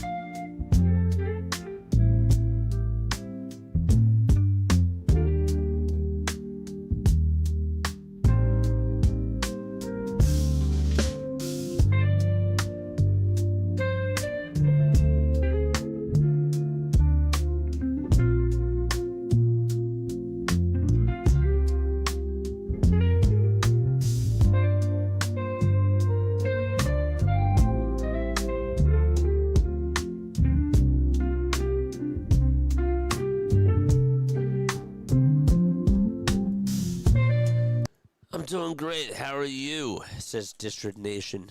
Dude, I've never been better. Really. Things have been going really well. I'm very, very, very happy with how things have been going, man.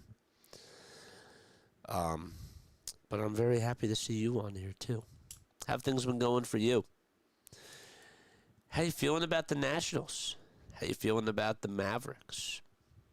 How you feeling about your Commanders? Also, how's things going? I like listening to everybody talk. I do. Let's also talk about what's going on in the NBA as we take a look at other scores around the National Basketball Association. Speaking of Dallas, the Mavericks are up 43-30 with 9:18 left to go in the second quarter. The Celtics play at 9:30. That game is going to be on Prime. They play against the Oklahoma City Thunder.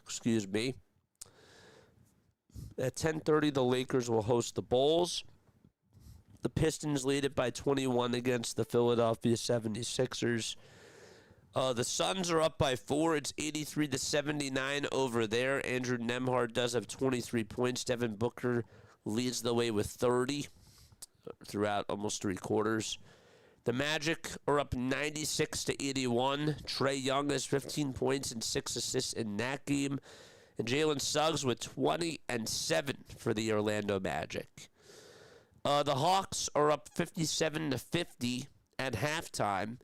The Heat lead at 59-51 against the Bucks at halftime. Giannis has 18. Pelle Larsson has 13. At 9 o'clock also, you got Nuggets and Spurs. Now, that should be a fun game to watch. Jokic versus Fox. Doesn't get any better than that. That should be a lot of fun. Victor Wembanyama, I guess, is not playing, though. I still think it'll be a good game. I really do. 2:51 left to go here in the third quarter, chat. 99-76. That's great. I'm glad to hear, man. Dude, I'm really happy to see you. I like what I'm seeing from my Nats so far. 10-4 in spring training and a new young leadership. Yeah, man. You guys have looked pretty good. How about that play by Marjon Beauchamp? Goes behind his back and still lays it up and in. That guy was going down the lane. He went past one defender and he just dribbled behind his back like he had eyes behind his head. He just kept really good control of that basketball. And here's a steal by Barlow, but it's stolen back by Stewart, and a three by Detroit is good. Can they just hang on to the basketball? Please. 102-78. It feels like every time that they have a steal, it's just Butterfingers. And I like Butterfingers the candy, but like when the ball just slips on out of your hand like that, that's not fun. 102-78. It's again Campaign who tries to hand it off to Dominic Barlow, and he lost it, and it goes out of bounds. Barlow's saying they should review this, and Nick Nurse, is he going to challenge? Puts his hands up in the air. 150 left to go in the third quarter. And they're not going to challenge. Yep, they are. Okay, they're challenging. I lied. There's a signal for the challenge, and then they were trying to wipe the floor before Detroit was going to inbound it. And now they will challenge. Figure that they probably just don't have anything to lose here, but... Oh, man. Wheels are certainly falling off, chat. Dude, I'm excited for baseball. So excited for baseball. I'm also looking forward to these NBA playoffs, chat. I feel like that we're going to get some really good matchups in the NBA playoffs. I do. Should be fun. Chat, who do you have making the NBA Finals? Because my finals predictions are Spurs. I got the Spurs at number 1. And number 2, and from the East, the Eastern Conference, chat, I'm going with the Boston Celtics. And I hate to do that. I hate to do it. but I have to go with the Boston Celtics. I've seen great things from Detroit this year. I don't trust the New York Knicks. The only reason why I didn't take the Pistons right now, and this can change in the span of a week, chat. The reason why I didn't take Detroit right now is because Boston,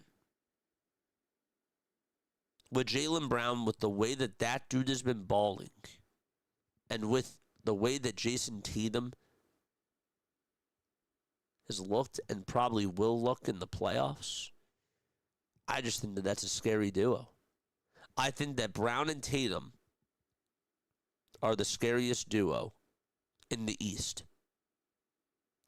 Now, when Maxey and Embiid are healthy, I think that duo is the scariest duo in the East.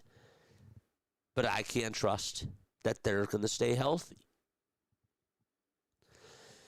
DN says Pistons Spurs for me. The only reason why I don't take the Detroit Pistons is because can the role players step up against the Boston Celtics?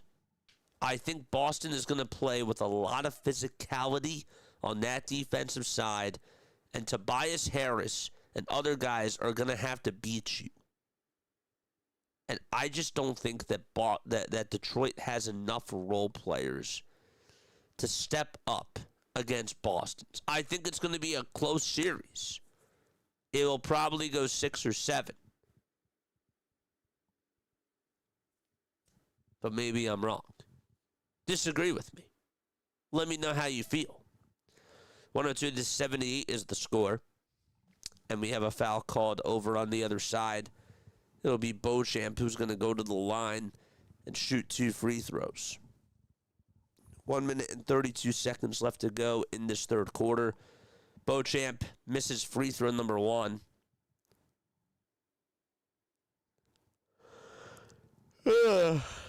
Excuse me. Second foul shot, here it comes. Bingo. Excellent. 102-79 with 1:25 left to go here in quarter number 3.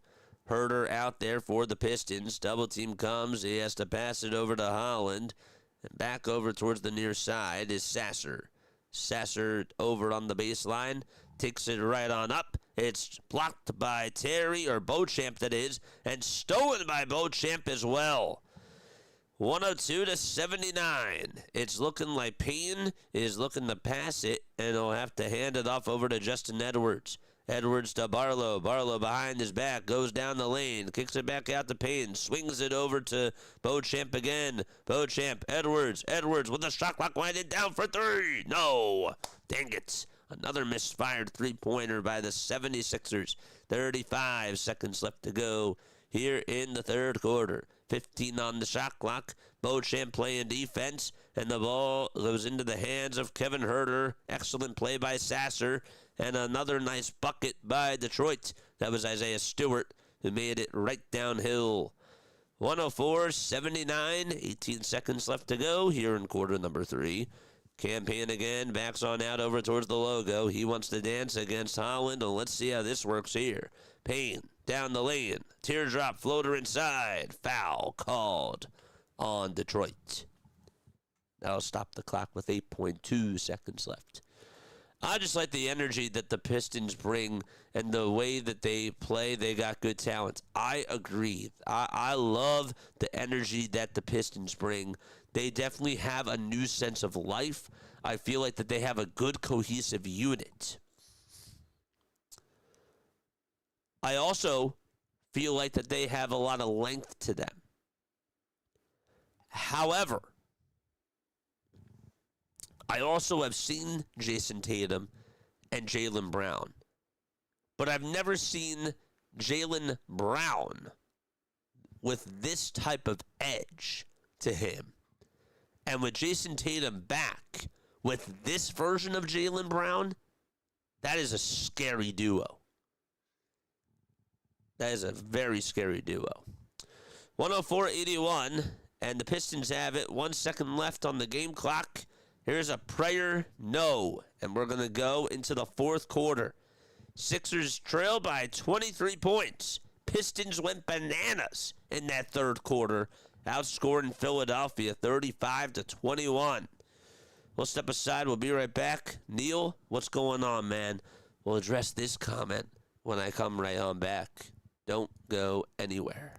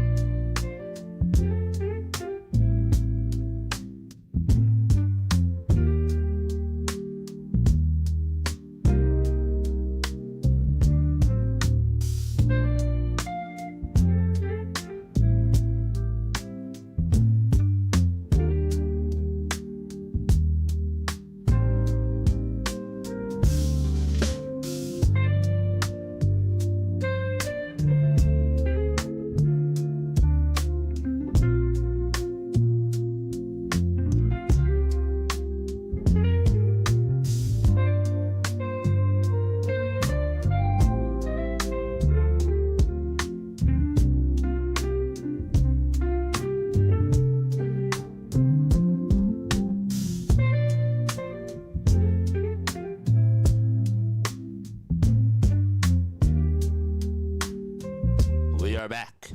One more sub. Let's go. We got it. Yes. Thank you so much. 84.50. That was our goal for the month, and we hit it on March 12th. Let's go. Oh, so fired up. Thank you. Thank you so much. That was the goal for the month, chat, and we hit it in 12 days of March. Are you kidding me? Wow. Let's go. That's insane. Thank you so much. Drop your name down below. My 8,450 subscriber. If you want to shout yourself out, please make sure that you do so. Don't feel like that you have to. You definitely don't, but thank you very much. Brown has been a weapon lately. Jaylen Brown has been an absolute beast in this game. And that's why I don't, and again, it's no disrespect to the Detroit Pistons. And again, like, this can change tomorrow. I could actually change my mind in the span of an hour, chat. But with what I've seen from Jaylen Brown and what I know from this Boston Celtics team, when Jaylen Brown and Jason Tatum are healthy, they are a very good duo. They just are. Like, they are one of the best duos in the NBA. I'm not telling you that they're number one, but they're top 5. They really are. So I feel like that series would go to 6 or 7. I really do. But be tough. What is Joel Embiid out for? He has Sixeritis. Sixeritis, Joe. A mildly strained oblique. Pretty sure I've had some of those and still went to work painting. And Maxi pinky finger, tape that up. You barely need your pinky to shoot a shot. Well, Joe, I haven't had experience with that, but what I will tell you is that I know that Joel Embiid just constantly gets hurt, but I don't understand the injuries, man. I really don't. As we start off the fourth quarter, there's 2 free throws, by the way, by Kevin Huerter, and the free throws are good, making it 105-81. But no, I've come to learn that this Sixers team has Sixeritis, and something just happened, man. Like, if you come onto the Sixers, you're just gonna get hurt. You just are. That's just what happens when you sign the contract and you play here. You just know that you're gonna get hurt. You're gonna be out for a little bit of time. And Sixeritis is terrible. It really is. Edgecombe gets the ball, puts up a near-wing three-point shot. He has been so cold tonight, guys. He is 1 for 11 shooting-wise from the field. Nothing has gone down for him. And Detroit is just pouring it on. 108 to 81. The shot's up. The shot's good. That was Jenkins again, making his second field goal in a row. Sixers misfire another three. Herter goes down the lane. Jenkins gets it, finds Herter again, good ball movement. Holland goes downhill, tries to pass it, and it's intercepted by Trendon Watford. They'll have numbers on the other side. Edgecombe looking to make his second shot, and he does. 108 to 83 is the score. HB Link, thank you so much. What's going on, man? I thought the 76ers were ready for Detroit basketball. Well, it's a little bit tough when you're missing 6 out of your 7, really good players, but I understand. I thought that they were playing really well in the first half, but, Sixeritis has just been really killing this team. 10:15 left to go in the fourth quarter. The layup is no good, and there's a foul call. Long ball dropping that fire. Detroit versus everybody. Happy to help. Let's go! Yes! Even more of a reason to celebrate tonight, dude. That was like one of my big goals, man. Really. Thank you so much, man. Asamich got my Dr. Pepper ready to listen to a guy that will be considered a YouTube GOAT when all... Man. I appreciate you, man. What's on the sandwich? I want to hear about it. Here is Terry giving it back over to Watford for the Sixers. 108 to 83. They're down by 25. And here's Beauchamp again going behind his back. Dude, his dribble moves are absolutely awesome. That was a bad finish, though. Edgecombe got the rebound, and he makes his second field goal in a row, baby. Oh, man. We're Team B right now? Yeah, man. This is more like Team C. You know what I mean? But C's do get degrees. Just remember that. 108-85. Here's a shot that's up by Stewart, and he's fouled. Dang, he got it right to the baseline, and he almost made that shot. Oh, man. Is Jalen Duren coming back in, do you think? I don't know. I really don't. I hope that you win your bet, though, my friend. What is your bet? Just out of curiosity. Grimes gets the inbound pass, and Philadelphia does have the rock. It's Grimes over to Edgecombe. He gets it swatted away by Sasser. And on the other side, it's Detroit. They have numbers. Herter goes up with a shot. That's denied by Grimes. On the follow-through, though, it's up and good by Holland. 110 to 85. Ronald Holland II has another game where he scored in double figures.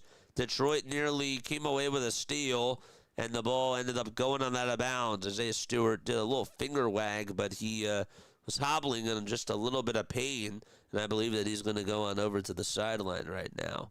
Look at that block there by Stewart. I mean, Beauchamp thought that he had an open lane. Isaiah Stewart just was able to get a hand up in there, and he just disrespected the Sixers with that little Mutombo finger wag. We had Mutombo. We can only do that. Was disrespectful. Damn. 110 to 85. 8:43 left to go here in the fourth quarter. And Stewart is actually still out there. Holland attempted to make another nice play. 8:43 left to go. Bickerstaff is having some words with the referee. There was a foul called on Holland, and Grimes is at the charity stripe. He'll take 3 dribbles, and the free throw, boink, it's no good. Shantae! What's up, Shantae? How you doing, Shantae? Shantae, how's your day? I got turkey and cheese with mayo. It's pretty simple. Sometimes the simpler, though, the better, you know? 15 more points. You need one more. You need one more, man. That's like me today. I needed one more sub to get to my 8,450th subscriber. I hit it. I hope that you hit your goal today, man. 110 to 86 is the score. Javonte Green is out there. 8:35 left to go. So that means that you need the Sixers to make it close. Here's a catch-and-shoot three-point shot. That's up, and it's good. 113 to 86. And Detroit just continues just absolutely continues to destroy the Sixers in this game. It's a 27-point lead for the Detroit Pistons. Grimes looks to cross on over. ISO basketball. Hands it off over to Beauchamp. And Beauchamp's layup is up. And it's good! Yes, we'll take that. MarJon Beauchamp has 14 points in this game. It's really Beauchamp. I apologize. 6 for 10 he is shooting-wise from the field. Sixers with no Embiid, no George, no Maxey, no Drummond, no Bona, and no Oubre in this game. Only starter that's out there is VJ Edgecombe. Walker on the baseline, looks to take it downhill, and he dumps it off into no man's land, and Detroit gets themselves another steal. How many turnovers is that for the Philadelphia 76ers, JJ? That's now 14 turnovers for the 76ers, chat. Gosh, 115-88. Sixers do get the ball back. Grimes goes up with a tough 2, and a circus shot there by Quentin Grimes. That was good. 115-90 is the score. HP Link. I remember when Andre Drummond used to play for Detroit. Embiid has worked for him every time. Dude, I will always remember the Joel Embiid, Hassan Whiteside battles, and then the Joel Embiid, Andre Drummond battles, dude. I was a big fan of Andre Drummond in Detroit. I thought that he was just a really good rebounder. I thought that he was a very good rim protector. And I was a fan of his when he was in Detroit. 117-90. Here's Grimes again off the dribble, puts up a three-pointer, and he bricks it from another area code. Way too strong. 117-90, 6:36 left to go in the fourth quarter. And we're going to take a timeout. Speaking of Andre Drummond, there he is in the sweater over on the sideline, trying to dap up his team, trying to get them back together and rally the troops. As they're down by 27, they can use a miracle here. They're down by 9 threes. Just 9 threes, chat. Damn. Yeah. I'm on another level today. At this point, because it's a blowout, like, I figured I was prepared for this type of a game, chat, where I said, you know what, this is going to be a blowout. We're going to have more of a chance to just talk. It's going to be more of like a podcast-related type of a thing towards the end. And then we'll obviously recap the game. We'll talk about where the game did go wrong. I mean, the Sixers in this game, in the second half, they're getting outscored 48-30. What do you expect? Really, what do you expect with a team that's missing 7 of its reliable players, 6 of its reliable players, if you ask? You know, like, what do you really expect? But, dude, Andre Drummond, man, shout out to those Detroit years, because I thought that he balled really, really hard. I do. I was a fan of his. But, dude, Hassan Whiteside, Andre Drummond, LaMarcus Aldridge, gosh, those were the guys. The David Lees of the world, chat. Man, I miss David Lee. I miss, like, those traditional power forwards. Like, who's, like, the best power forward in the game? Would you say that it's Giannis? I don't consider Wemby to be a power forward. Is he a power forward? I don't consider LeBron to be a power forward. Draymond Green I consider to be a power forward. I don't know. I feel like that we've lost the traditional power forwards in the game. I really do. I think it's all the small forwards. It's the Kevin Durant's, the Jason Tatum's, like the LeBrons, even though LeBron really is not having a good year. But, like, usually in the top 10, that type of a thing. But I can't think of good power forwards anymore. Karl Anthony Towns was not a power forward even when he was on the Minnesota Timberwolves. Like, I know that he played the position of power forward, but I don't consider him to be a power forward. David Lee looked better in a Knicks uniform, says Lomball. I disagree with you. But you know what I will tell you. Here's what I'll tell you. A guy that was meant to be in a Knicks uniform is Amari Stoudemire. Now, that guy was a baller. That guy gave his blood, sweat, and tears out there every single game. And him and Melo, man, as even a Sixers fan watching those later years of Melo, I was always like, damn, I would love to have forwards and players that were like that. The size, the athleticism, the way that Melo was just able to score. I mean, like, my gosh. When TJ McConnell hit that game winner against Carmelo Anthony, I was so happy. The Zach Randolphs, dude, the Zebos. I loved Zebo. Oh, he was so much fun. 120-90 is the score, by the way. It's really getting out of hand. Pistons have a 30-point lead. They're trying to make it a 33-point lead. That one won't go, but they grab an offensive rebound. Herter's layup is good. So it makes it now 122-90. But, dude, Zebo was so much fun. Hamner's here. What's up, Hamner? Again, chat, we will have a post-game show once this game is done. But, oh, man. Tell me, like, who is the best power forward in the game? Mitchell Robinson reminds me a lot of Amari. Mitch, that's a very good comparison because that guy is a rebounding machine. That guy's a workaholic. The only thing about Mitchell Robinson is that he gets so caught up with fouling guys at the three-point line. We saw that a lot in the playoffs 2 years ago with Tyrese Maxey and the four-point play, but we still see it even to this day, man. Pistons are done playing with their food in the second half, says Framed McCrib. Yeah, I guess so. I guess so. They were like, all right, we just got to turn this on. And that's pretty much what they did. Outscoring the 76ers 57-32 will definitely do it, 1,000%. Here's a layup that's good and an and-one opportunity for the Pistons to make it 126-92. That was Marcus Sasser who made the driving layup there. And Dalen Terry gets called for the foul. Here's the Sixers lineup, guys. Edwards, Beauchamp, Walker, Terry, and Martin. That's crazy. Frame McCrib, how are you doing? Morey should be fired for this bench. Well, I mean, Lawrence, man, like, I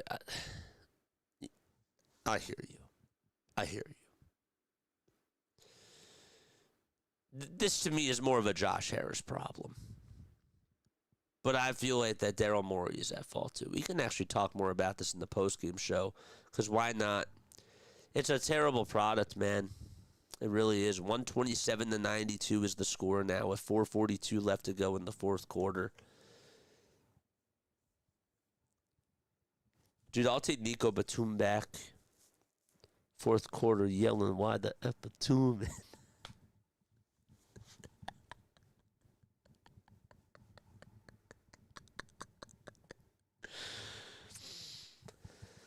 Oh, Nico Batum.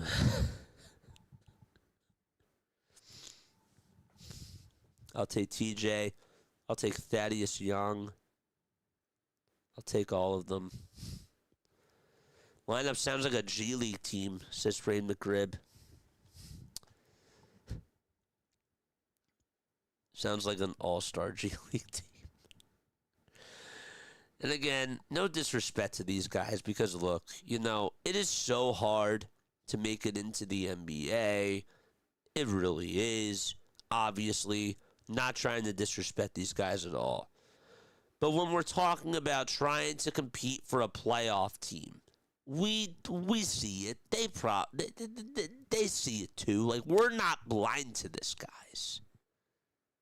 We know that our best chance at going out there and putting up a fight against the Knicks, the Celtics, the Pistons, all those top teams, even Cleveland. Okay, it all deals with health. It deals with health. Every single year we've had Joel Embiid. It's always if healthy, if healthy, if healthy. And at this point, I've been riding this wave, man. I will always love Joel Embiid. I will always be on the Joel Embiid. You know, I will always have that Joel Embiid flag that I wave. But gosh, it gets frustrating. It really does, chat. It does. 127-96 is the score with 3:25 left to go. As this game is just getting out of hand. The starters now for the Pistons. There's B-Ball Paul. Miss B-Ball Paul. Ronald Holland II, Kevin Herter. Then you got Lanier and Jenkins. I remember when B-Ball Paul was with the Blue Coats. Got to call his games, dude. He won G League MVP. That was a lot of fun to watch.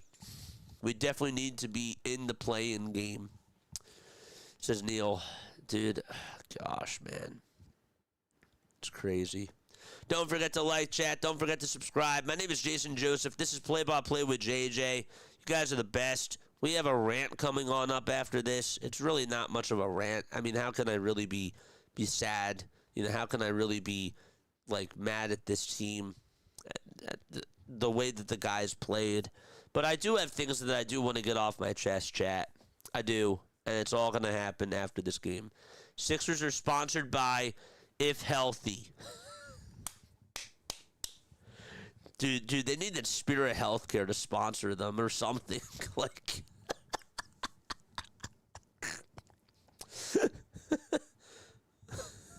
like they need to be. You know what they need, man? Like,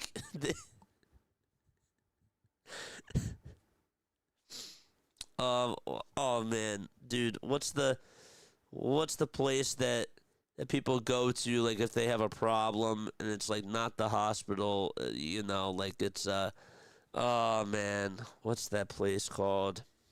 There's a lot of them around.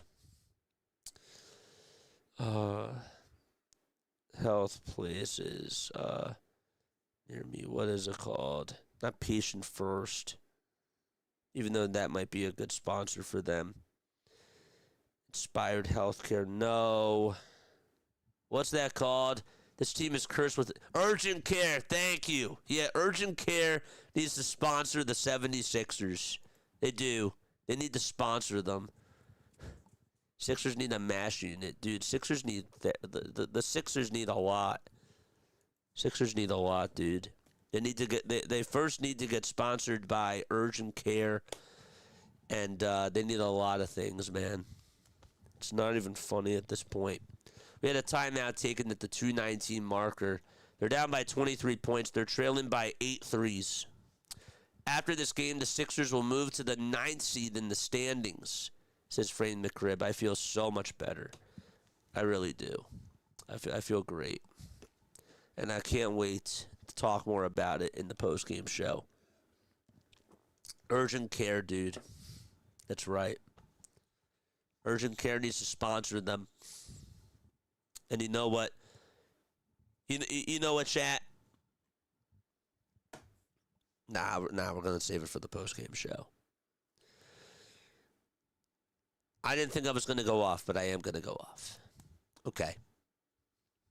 Because y'all are right. Y'all are right. Nick Nurse has no idea how to coach young players. Well, I mean, to be fair, Lawrence, I mean, this team is a G League team that's out there right now. Do we really believe that this unit is gonna go out there and compete for a championship? No. How do you coach that? I've been super tough on Nick Nurse. The rotations are terrible. A lot of times he'll go to the small guard lineups. He doesn't make adjustments. And a lot of times that we see plays that are being run, we question how many dribble handoffs do they do every single game. It's so many dribble handoffs. I'm watching these offenses like the Detroit Pistons tonight. They're not just doing dribble handoffs. You know what they're doing? They're actually playing games where not only are they going to the pick and roll, but they're also zipping the ball back and forth, spreading it around the timeline, making plays, making quick release passes, not isolating all the time. I actually think tonight, to be honest with you, I've only seen one ISO from the Pistons. One that I could recall.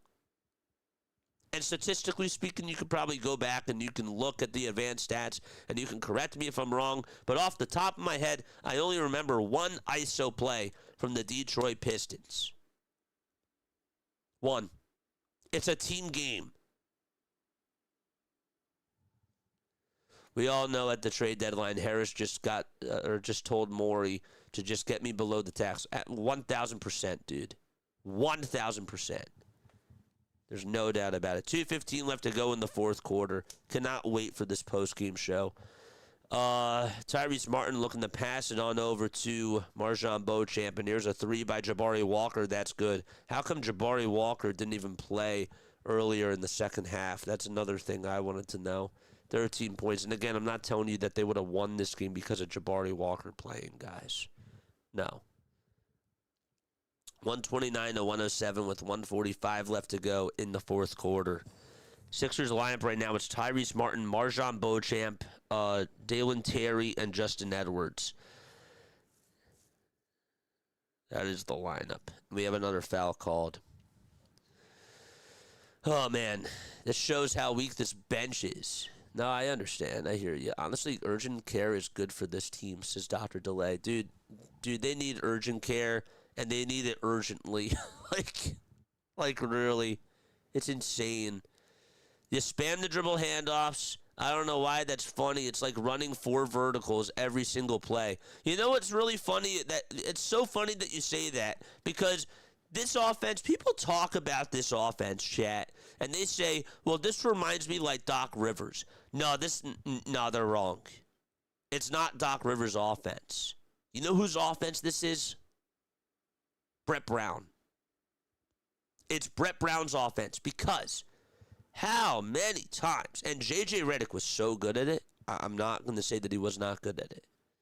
How many times, though, chat, did we see a dribble handoff from Joel Embiid to J.J. Redick, or a dribble handoff from Joel Embiid to Marco Bellinelli or to Ersan Ilyasova, and just guys that were just not making other types of crisp passes, no pin downs, no back screens, nothing like that. It was just dribble handoff after dribble handoff.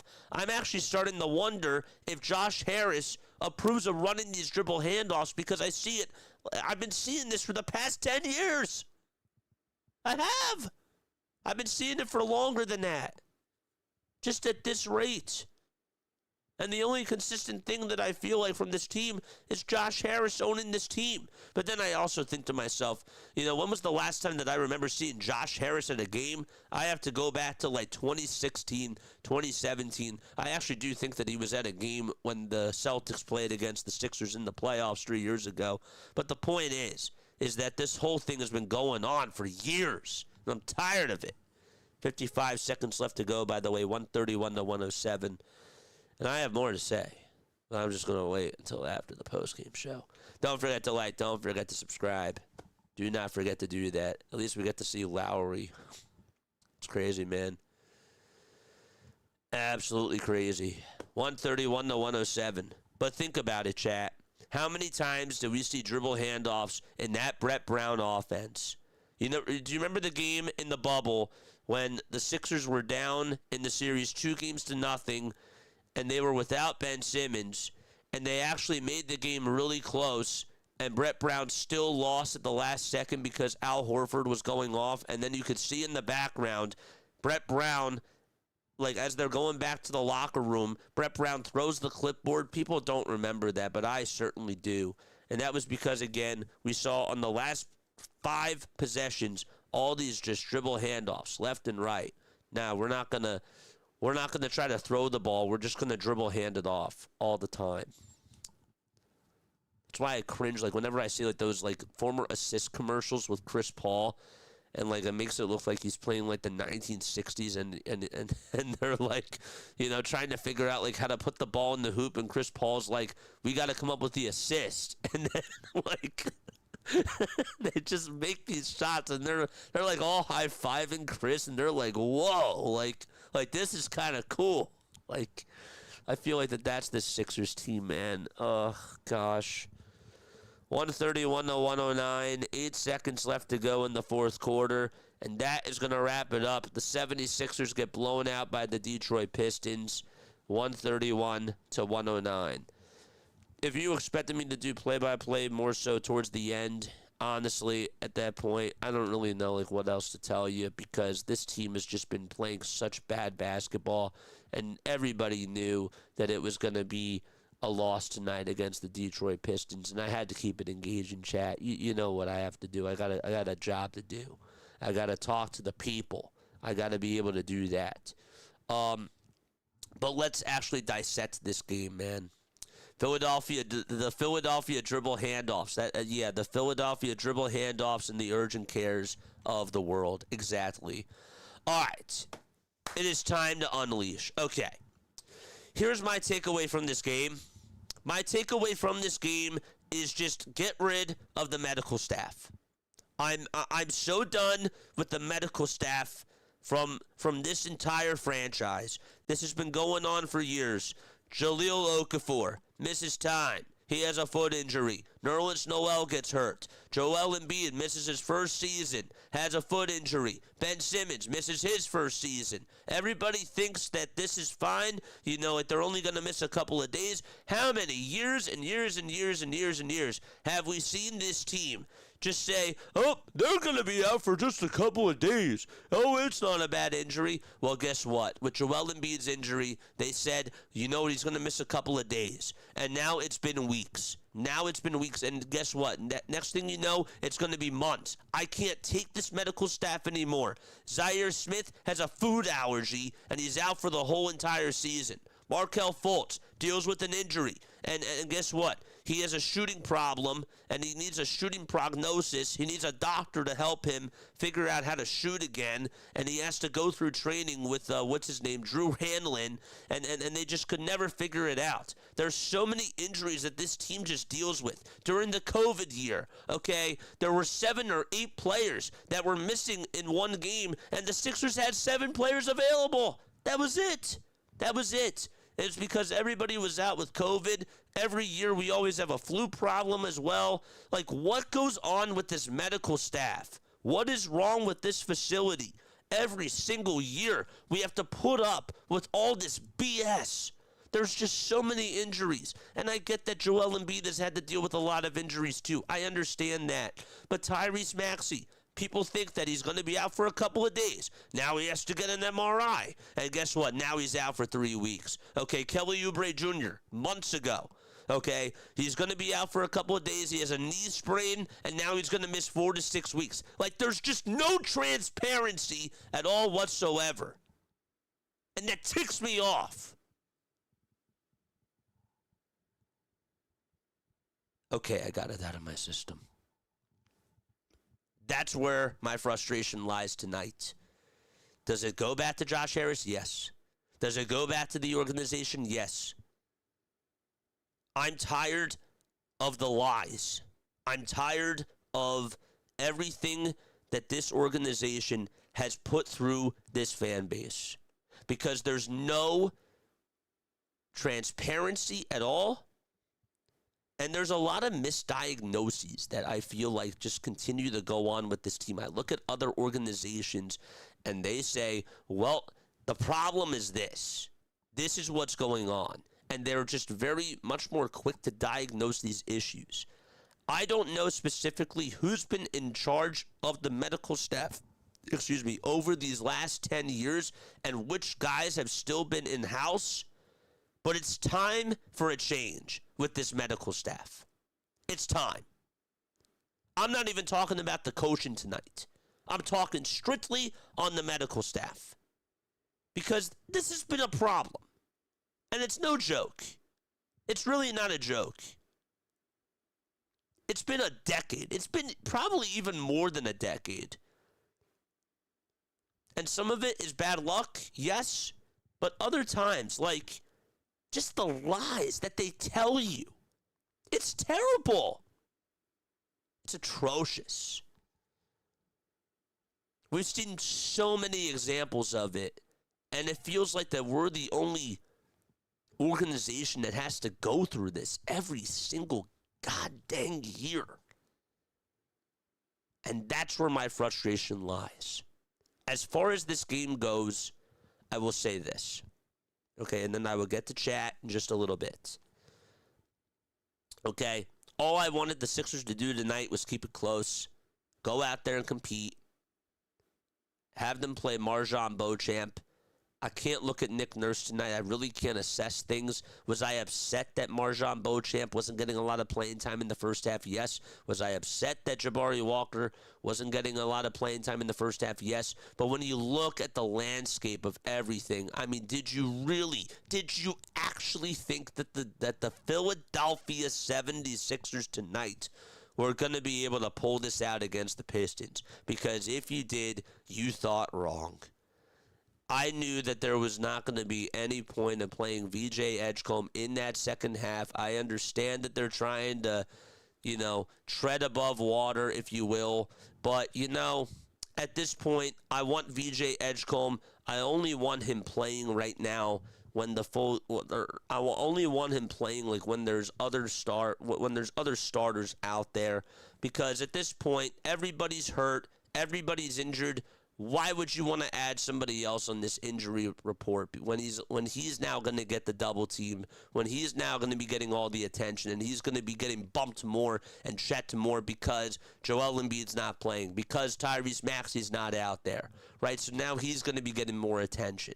I just don't think it makes sense. I want VJ Edgecombe to grow, and I understand that he has to deal with double teams, and if he's going to be a part of the future, yes, this is going to make him stronger. But I'm trying to also compete for a play-in tournament right now, and I'm trying to at least see what my team can bring me when they are fully healthy. Next thing you know, Joel Embiid's going to come back, VJ's going to get hurt, whatever the case is, and then we're going to see times where they're not getting that chemistry. And that's the frustrating thing about this to me as well. This is the type of roster, this is the type of organization that we have to deal with. I don't know why they traded away Jared McCain when they thought that they were going to go out there and get another superstar player. It didn't happen. I talked about it 2 weeks ago. Daryl Morey said, we came close. We thought that we had Giannis, and I unleashed, and I said, you didn't get the player that you wanted, and you didn't execute. I don't care how close you were. God, this team has problems. God, this organization is a nightmare. God, I mean, help them. Really. They are just the most cursed organization. They have had to do something in another life to just get all these injuries and all these curses, man. It's terrible. It is so horrible.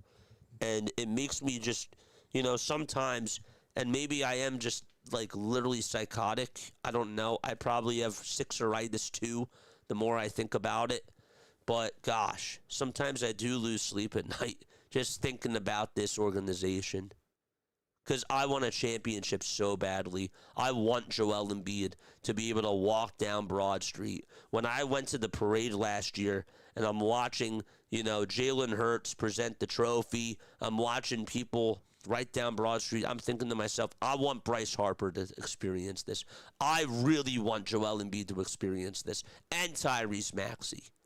And it's just so frustrating every single year when you see these guys just get hurt, when you see these guys just not play well together. They'll put up 2 or 3 really good months, and you just think to yourself, I'm not going to buy back in. I'm not going to buy back in.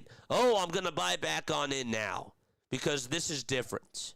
And then it just turns out to be the same garbage.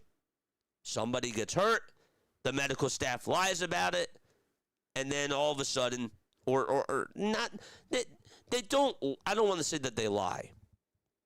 They're not transparent, though. And sometimes we do see misdiagnoses, and I'm not telling you that it's an easy job.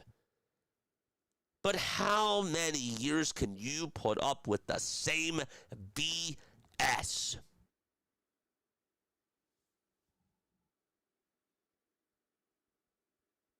It's hard. It's painful. It ticks me off. They kept it close in the first half, though. Give them that. They played hard. The Detroit Pistons are just a better team. I thought the Pistons actually were playing with their food for a while. I really feel that way.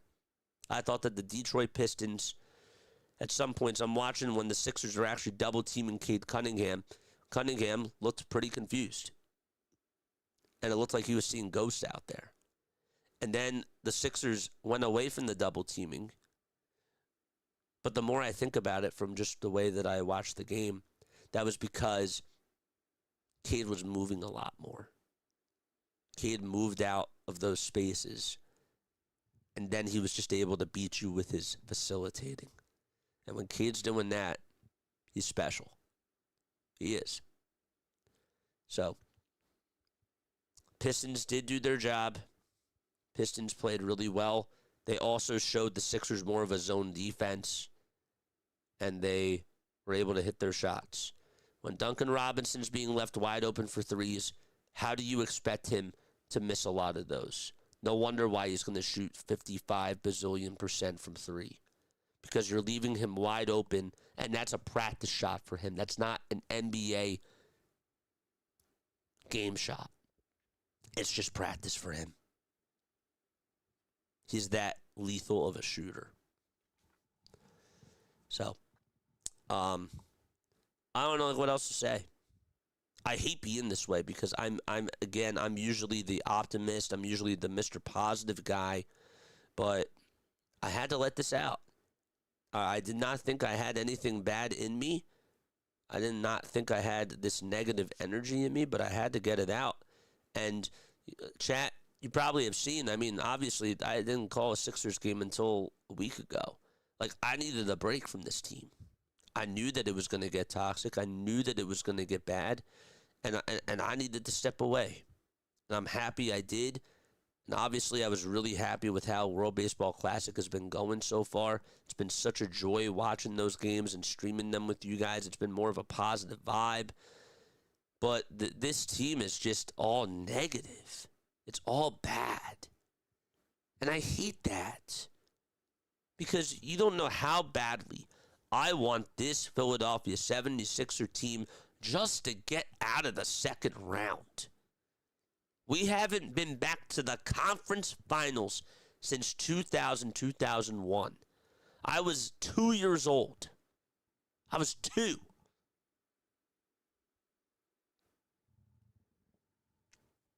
Gosh. But yeah, change needs to happen. And it's clear as day. And it all starts with the medical staff. Nobody else is going to talk about it. But I'll say it. This medical staff needs to go. We actually need to do the research. And we need to figure out who's in charge of, everything that goes on in that facility when it comes to medical-related needs. Because if there's been people that have been there for 5, 6, 9, 10 years, they should have been gone a while ago. It's terrible. And it's brutal. And that's what I had to get off my chest tonight. I will read some chats, and then I'm going to go and actually try to think more positively. You guys make me happy. I love my Philly freaks. I love my chat. You guys are awesome. I will give credit to the Detroit Pistons. They played really well. I will also say this, just from watching the Detroit Pistons tonight. You know what makes them a really good team? What makes the Pistons a very good team is this. The Pistons have a lot of unity, but everybody also knows their role. And when you have a team, when you have guys that are just in sync with each other and don't overstep their boundaries and know exactly what their roles are, that's what makes a very good team. I've seen teams that, they'll have a player that thinks that they're a scorer and they'll try to just be a little bit selfish and take the ball straight to the cup when all they're really good at and what they need to do is catch and shoot or get back on defense and just play solid defense and play their roles. This Pistons team has very good role players, and they have a nice system. They do. They play very cohesive basketball, and it's textbook. And that's what I saw tonight from the Pistons. And that's what I've really seen overall. I know that they lost their last 4 games before they won against the Nets. But they're still a top team for a reason. Some teams go through slumps. That 4-game losing streak that they had, you go through slumps. The Knicks went through a big slump. The Thunder had a little slump. Okay, you're not going to be perfect. You're not going to be 82-0. It's not how it works. How do you get back? How do you get on the same page? How do you snap out of it? The Detroit Pistons can find ways to do that. And they did that tonight. So, wasn't an impressive win, but they showed you that they, again, can figure things out. So, that is where I stand. All right, let's read some comments, and then we're going to sign off. Again, don't forget to like, don't forget to subscribe, and turn on the bell icons, man. Man, but that's all I had to say. Doc is laughing. JJ cursed. Agreed, the old owner and GM were better.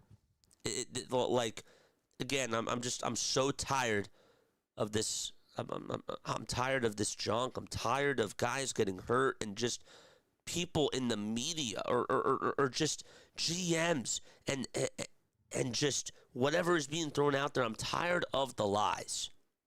Tired of the lies and with the dishonesty and with the miscommunication. And with that, chat, we're going to go on over to the phones, okay? Because I do want to take some phone calls. I do. And we're going to go on over to the phones, and we will get your take on everything. Okay? So if you guys want to call in, 610-314-0844 is the phone number. I saw somebody try to call in twice. I'll pick up the next time because the Bluetooth is on. It's been a half century. It's felt longer. It's felt longer, man. Ed Snyder and Pat Crosset were much better at handling the Sixers. I'm not even talking about the GM. I'm just strictly talking about the whole entire medical staff. That's what I want the attention to be on tonight, the medical staff. 267, my guy. It's good to see you, man.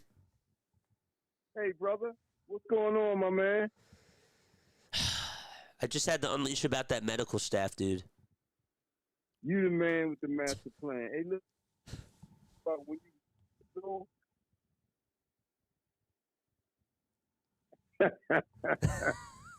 Hey, JJ, I got to take you back further than that. JJ. Go for it. I was in the car and I was listening to WIP. I mean, I was listening to the Fanatic, listening to the Sixers game starting, and I heard, I knew, well, Detroit is not as good as everybody thinks. Okay, number one, they're not coming out to eat. Okay, I think Cleveland can beat them, and I think even Boston can beat them. But the thing is, I heard the game start, and when I heard that Nick Nurse was starting, I'm trying to think of the guy's name that's been playing good for them, but he's not. He was at the 5. He was starting center. Barlow, thank you. Yes, sir. Come on. I didn't hear anything about Andre Drummond being hurt. No, he was not going to play tonight. They did say Okay, that. he was not going to play. What about the other guy? What about Bona? He was not going to play either. They What were was so wrong with him? limited. I know. Okay,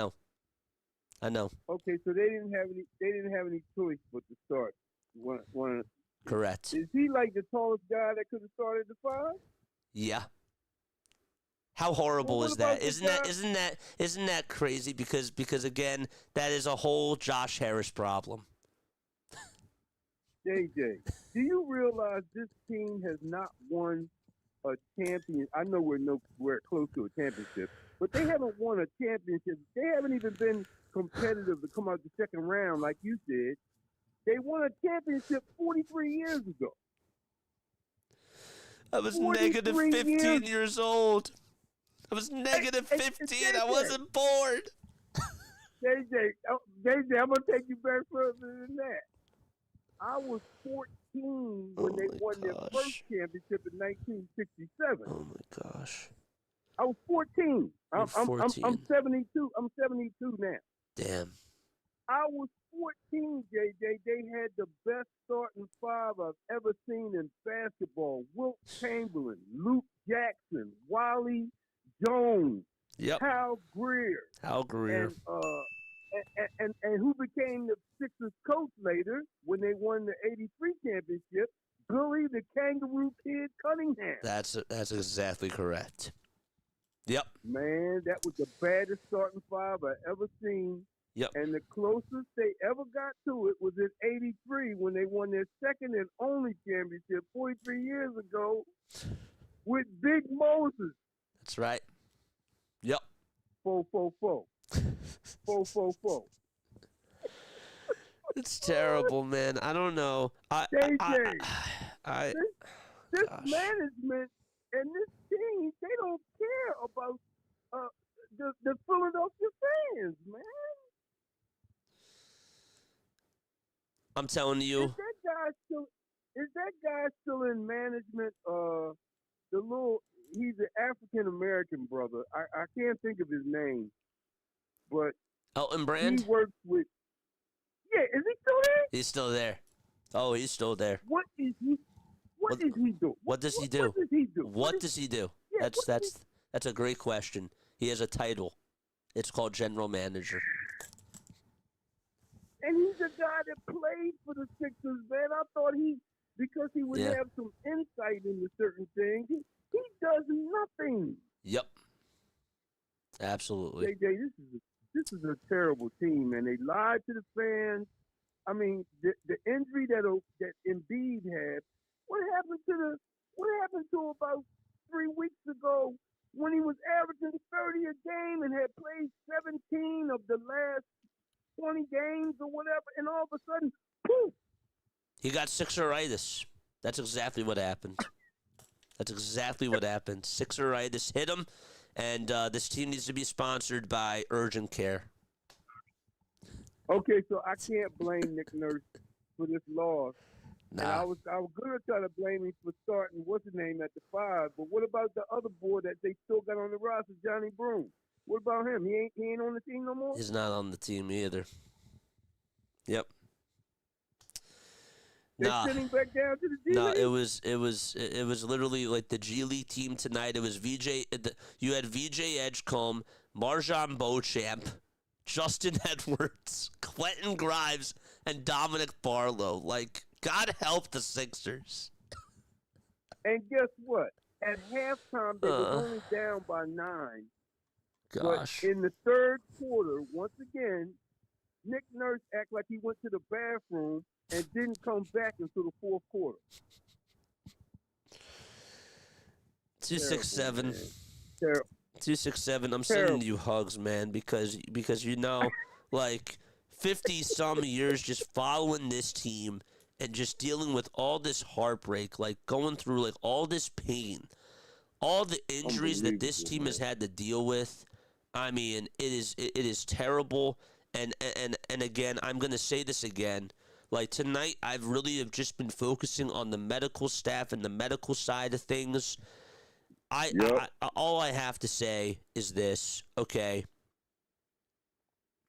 Screw this medical staff. Yes, yes. And Get rid of everybody. Screw the organization for two players that I can name to you that they have not treated fairly, who wanted to be a part of the Sixers management, and that is Dr. J and Allen Iverson. You're right. Now, You're right. I know AI never won a title, but he was one of the best players they ever had, and he could have helped their guards. They didn't do right by him. No, Dr. you are J right. Dr. J was the man. That is a beautiful point. That is a beautiful point. Dr. J was the man. Yep. Dr. J was the man. He led them to the promised land with Moses in that 1983 championship. Management didn't do him right. You're right. And that's why we haven't won a championship in 43 years. Couldn't have said it any better, 267. Love you, my guy. Oh, have a man. good one. Listen, keep up the good work, JJ. You the man, brother. I take my hat off to you, man, because you're still standing strong, man. Yes, sir. In a weak Sixers match. It's terrible. God bless you, brother. God bless you, my friend. Take it easy. All right, thank you, my friend. He's right about Dr. J. He's right about Allen Iverson. Great points. Yeah. It all comes back to ownership and management, dude. It's terrible. With that, I have nothing else left in the gas tank. I'm actually really shocked that I was actually able to make 20 minutes out of content after the game was done. I really was. I did not think I had this in me. But you know what, chat? You got this out of me. You did. You got this out of me. All right, with that, I'm going to wrap it up. I love you guys very, very much. Jabari Walker should have played more minutes. Absolutely should have played more minutes. I couldn't have said it any better. Pistons are good, but they are not going to the NBA Finals. I think that they're a good team. I just think that Boston's better right now. I do. And again, that can change in an hour as far as my take goes. That can change within 2 weeks. But that's where I stand. Love you all. Lila Tov. Have yourself a great rest of your night. We'll be on for the Phillies game, I believe, tomorrow afternoon. And then we got baseball. World Baseball Classic tomorrow night. I will see you guys then. Love you all. Have yourself a great rest of your night. Before I leave, the organization makes so many excuses for BS that shouldn't happen. There's no accountability. Right? Yep. And again, I'm just focusing on health. I'm just focusing on the medical side of things because nobody wants to talk about it. But that's the angle that I had to take tonight. How can you not take that angle tonight? How can you not be tired of all these misdiagnoses, all of these issues? How can you take it? You can't. All right, love you all. Good night. Catch you all on that next one. You guys are the best. Bye.